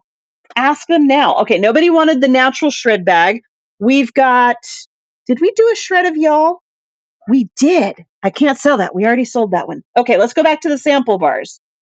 Here we go. Shelly, what are your questions? Cyril, you want what? What do you want? Let me know. What am I supposed to run? I sold the shred bag of y'all. I just put it back in the wrong spot. So I can't sell it. Oh, rerun the natural. You missed it? Sure thing. Sure thing. I know Whatnot sometimes glitches. All right. All natural shred bag. Here it goes. $1. And it's running. All natural shred bag. Shelly, what's your question? Or do you just want me to call you afterwards? It might be a while. I've gotta recover. The Serial Hobbyist, thank you so much. Screenshot taken. That is yours. And we have one last shred bag. This is the last of all the shred bags. This is natural. This has more in it than the other one. So there's a comparison. Here we go. Last shred bag for natural. Oh, why pregnant cannot use ash? Pregnant people shouldn't be exposed to anise essential oil. Anise essential oil is not good for pregnant people. I think it can mess with labor, like it can put you into labor. So you got to avoid it.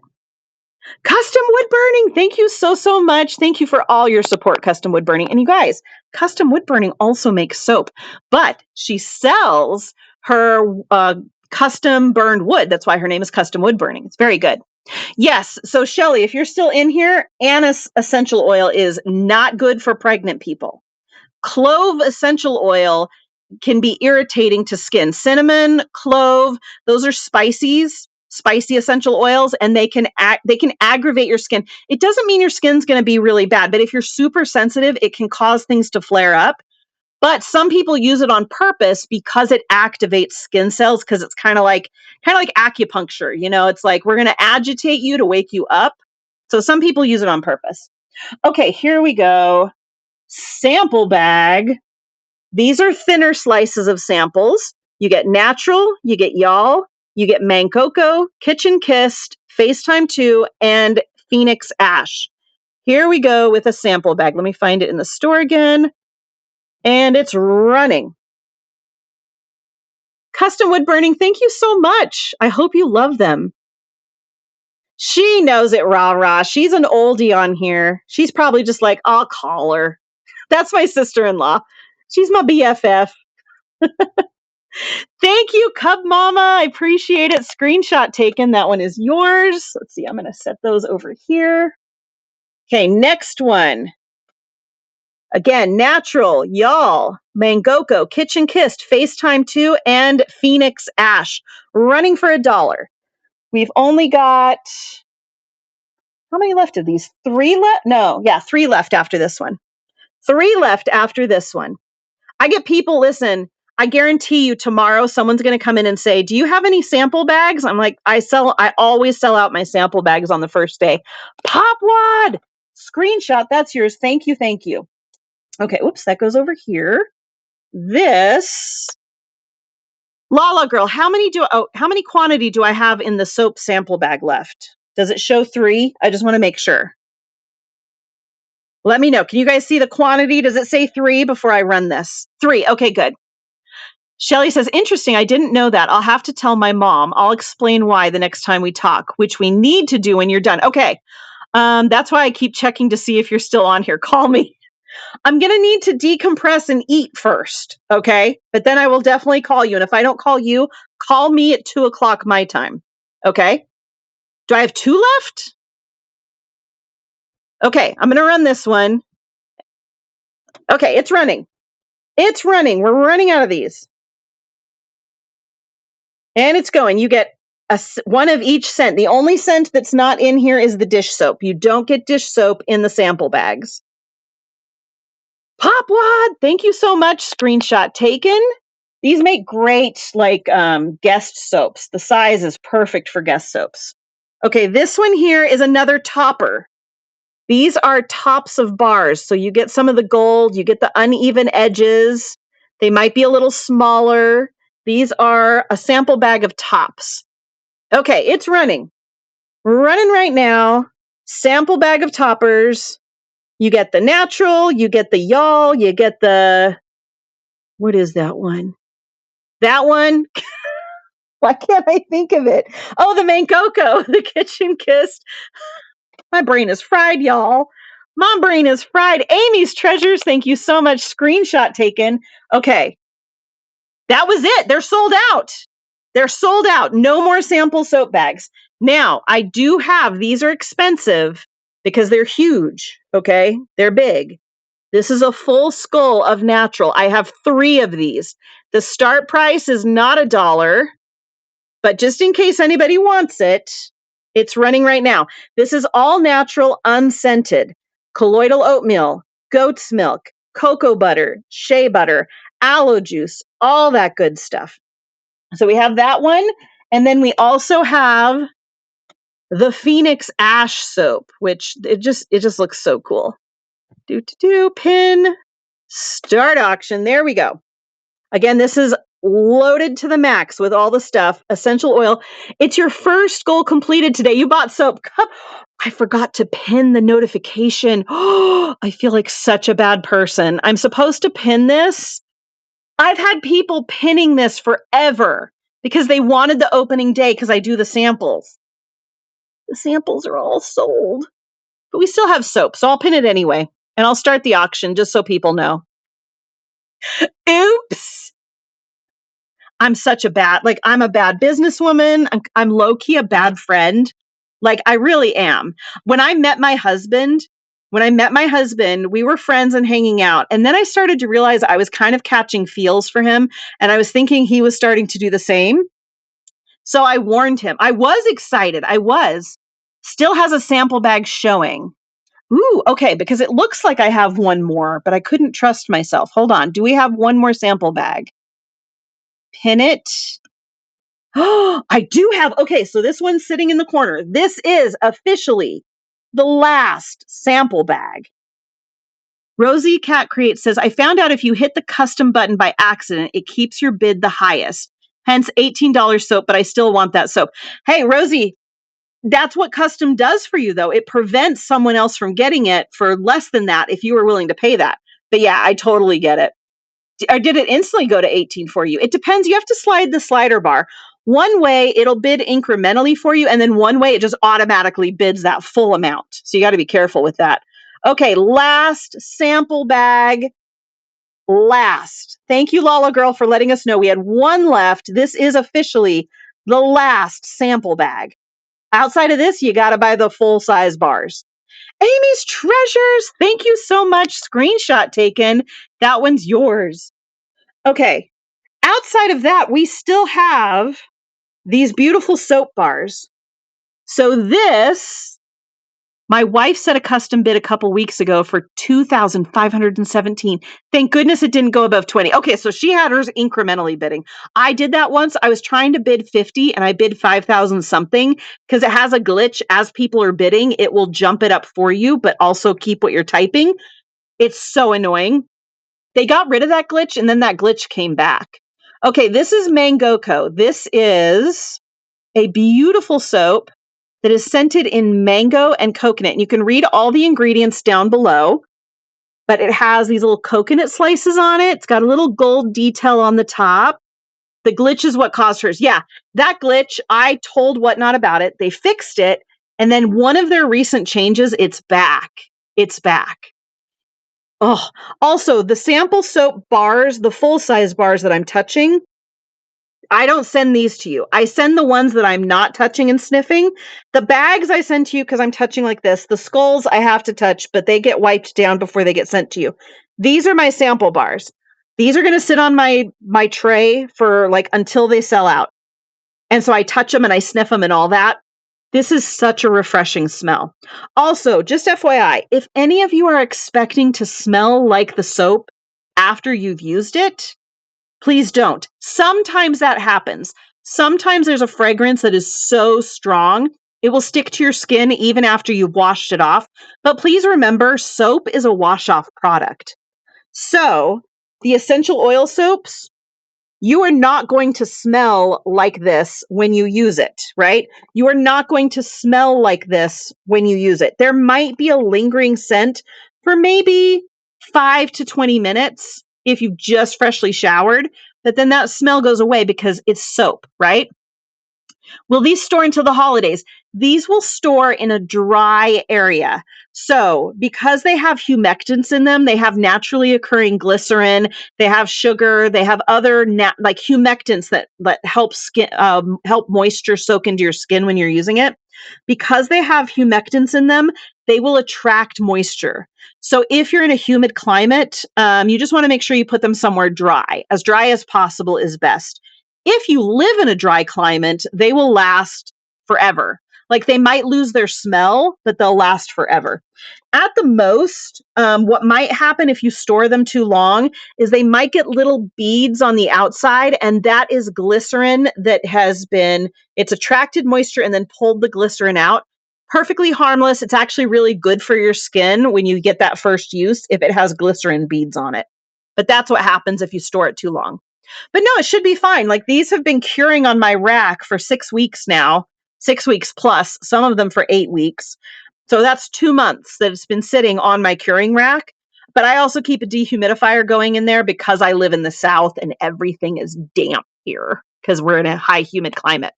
All right. Does anybody have any other questions about the soap before I go? Let me just unpin this so that we can talk to each other. Thank you guys so, so much. Listen, I always get excited about the opening day of a soap release. I apologize. Sometimes it takes me more time than others to get those soaps made and cured. Deb Sweet Country Home says, I just dropped a bag of activated charcoal in my kitchen. Do not apply any water yet. Okay, Debs, if you dropped activated charcoal, go get your vacuum and like put an extra filter on it. Okay. And vacuum, if you sweep it, it's going to puff everywhere. So get a vacuum, add an extra filter if you have to, because it's going to clog up your filters on your vacuum. I'm so sorry. That's a huge mess. Activated charcoal is so fine. The particles are so fine. It's worse than flour. Oh, and it's get stuck in everything like glitter. Yeah, I totally understand, Debs. This show should be re-aired on YouTube, FYI. So if you want to re-watch the show, you can watch it on YouTube. Thanks to Zoe's T Mod. Lalo Girl, Sabaloo. There's Lalo Girl in the chat. Sabaloo, if you're still in here, Lalo Girl and Sabaloo, please say hello in the chat. If you're a fellow seller on here, please let us know in the chat. Tell us what you're selling. Tell us when you're selling it. Tell us if you're new to the app. Tell us if you're trying to get brave enough to do your first show. Tell us if you want 1,000 followers or 1,000 sales. Let us know in the chat while I say goodbye. Go ahead and introduce yourself down there. I am going to be live tomorrow morning, 9 a.m. Eastern Standard Time. There's Lala Girl. She's saying hello. She's also been tagging stuff down there. Lala Girl 2 and Sabaloo are my usual moderators in these shows. D is brand new. Well, everybody follow D because she needs followers. She has 0. She has no followers. I'm lying. Okay. I'm glad you love your notes, Catches by Kathy. And yes, Noelle is absolute gold. So Sabaloo and Lala Girl are my moderators. They are the only reason that I do dollar starts on here sometimes. Sometimes they keep me going. They give me encouragement. They keep the chat rolling while I'm distracted doing other things. They make sure your questions get seen. So show them some appreciation by following them if you feel like it. I'm going to be live tomorrow morning, 9 a.m. Eastern Standard Time. I don't know what I'm going to be selling, but the soap is going to be available. So you can purchase more soap tomorrow. The soap is going to go into my profile shop. So it should be available when I'm not live later today. I have to update a few things on those. Other than that, I think that's it for the day. I'm going to be in a raid train, a spooky raid train, and I think I'm going to be selling my handmade art. So don't quote me on that. But my goal is to have some handmade spooky art for the spooky raid train on August 13th. So bookmark that if you're feeling spooky. Other than that, I think we're gonna go raid, and I think we're gonna raid a reseller's passion because she sells soap too, but she's doing a motivational Monday, and I'm hoping she's still live. So let's go click on that and see if she's still live. Create a raid. We're gonna check for a reworker's passion. Is she not live? Was I live so long that she's not live anymore? Oh, we missed Leslie. Dag nabbit. Hold on, let me try again. Sometimes if you just spell the whole thing out. She's not yet. 11:25. She must have put it off because normally she's 11:25 my time. She's on in 10 minutes. Well, dang. I saw it, Lala Girl. I've rated him a bunch last week, so I'm not going to rate him today. Dang, my backspace button is like, there's a bubble under my screen protector. Somebody go tell Leslie to go on early. Just so we can raid her. No, we'll go raid someone else. Let's see if Lilac is on yet. Create a raid. Lilac isn't on. Where is she? Nope, she's not.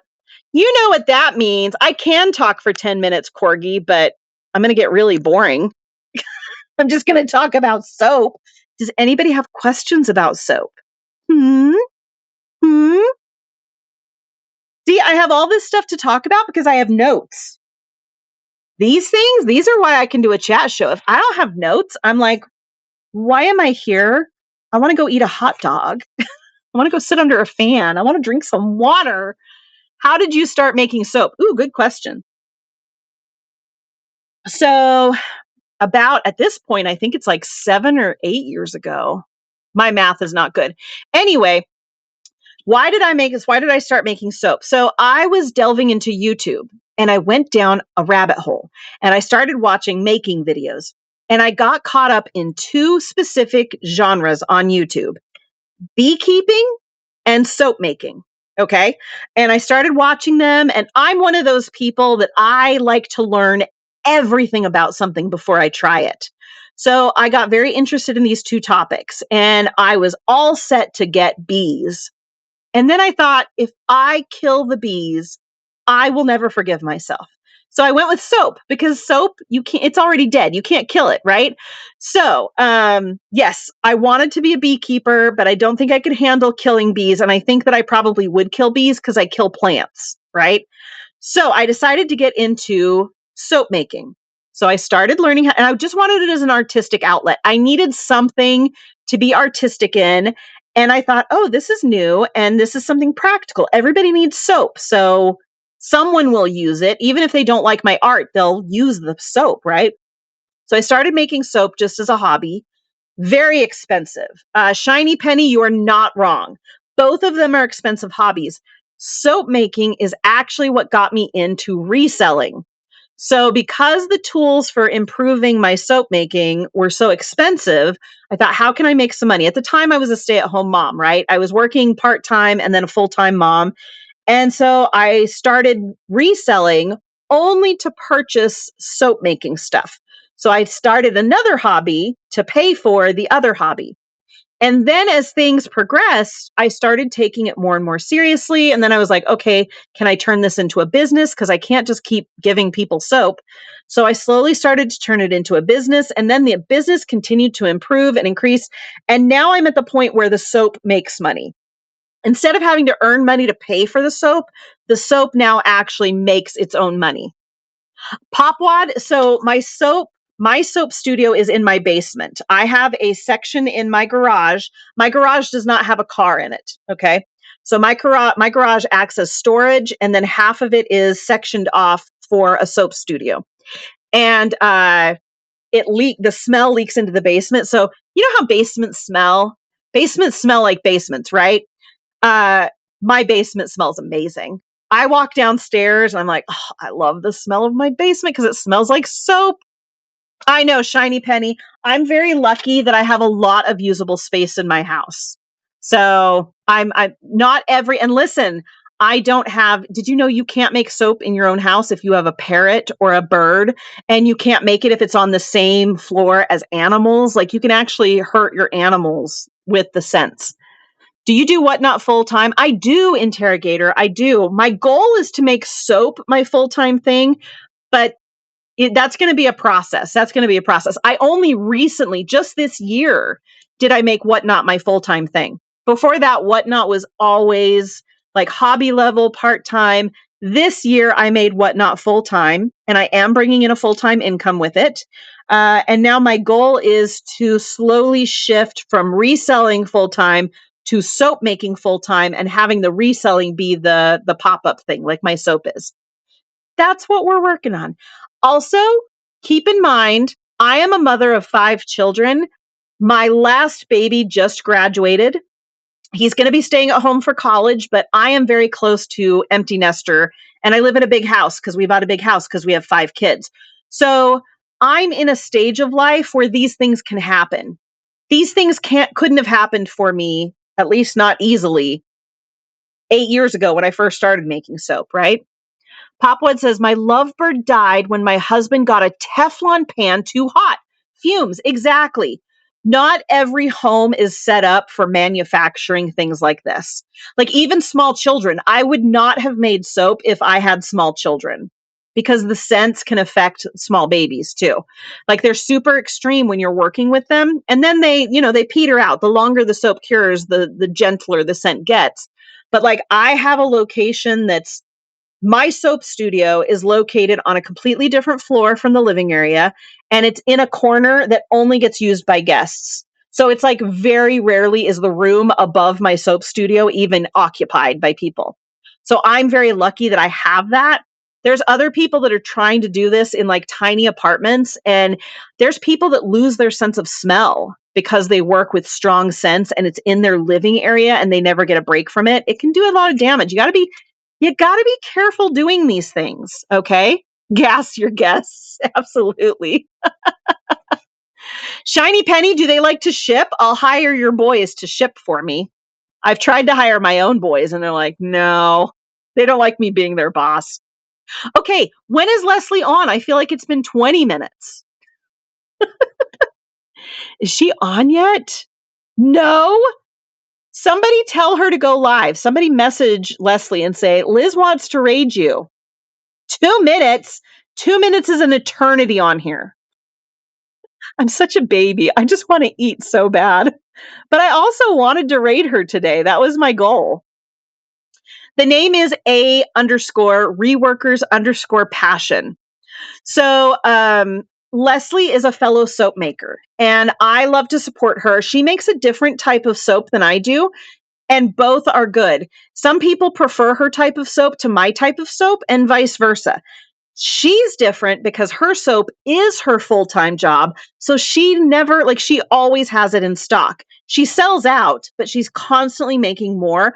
My schedule, it's harder for me to do that. So I make my soap, I sell it, and then sometimes you have to wait anywhere from a month to like 4 months for me to have soap back in stock.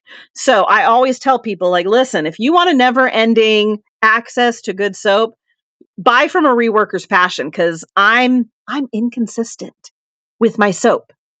But that's also because it's an art product too, right? Like I make mine not just for the soap, I also make mine for the quality and I make mine for the art. Like the name, the smell, the way it looks, all of it is cohesive in an art aspect. And that, like, sometimes as artists, we need to have like inspiration. And so I'm very flighty. Is like I want to move it into a business level, but it's kind of hard to make art function on demand. You know what I mean? You know what I mean? You know what I mean, Vern? Who remembers that? What's that from? If you know what I mean, Vern comes from, we were born in the same era. Yes, we've got it. Ernest goes to camp. Ernest does Christmas. Ernest. Oh, those were good TV days. Bring back good TV like Ernest. Oh, Ernest goes to camp with that cook, always cooking the gross stuff. Thank you, Lala Girl. I'll check it. I always have lots of messages after a chat show, I'll tell you. Some people telling me nice things and some people telling me not nice things. She's on. Yay. Okay. How come Whatnot's not showing her to me? There she is. All right. We are going to go see Leslie. She is doing Mindset Monday. Whenever I go from chat show to chat show, I like to remind people we don't all agree with each other. She might comment on things that I said in my chat show, and she might disagree or agree. We don't know. But we're going to go and we're going to listen to her point of view and we're going to take it in for ourselves. And like I always say, when you watch a chat show, take what's useful, take what resonates, take what might help you in your business, your life, and whatever doesn't, leave it behind. You don't need to disagree. You don't need to hate. You just take what you want and leave the rest. Okay. But we're going to go say hi to a reworker's passion. Wait, where did it go? It disappeared now. I had her on there. Let's try it. Oh, there we go. All right. So everybody say hi. When we get into Leslie's room, I want you guys to say yo. That's my new thing. I found my secret sauce. When we raid, we're going to say yo, Y-O. So go say yo to Leslie as we go check out Mindset Monday. Bye, everyone. Thank you so, so much. I can't thank you all enough for hanging out, for chatting, for buying, for everything. Thank you. And we will see you around on the Whatnot tomorrow morning, 9 a.m. Eastern Standard Time. Bye.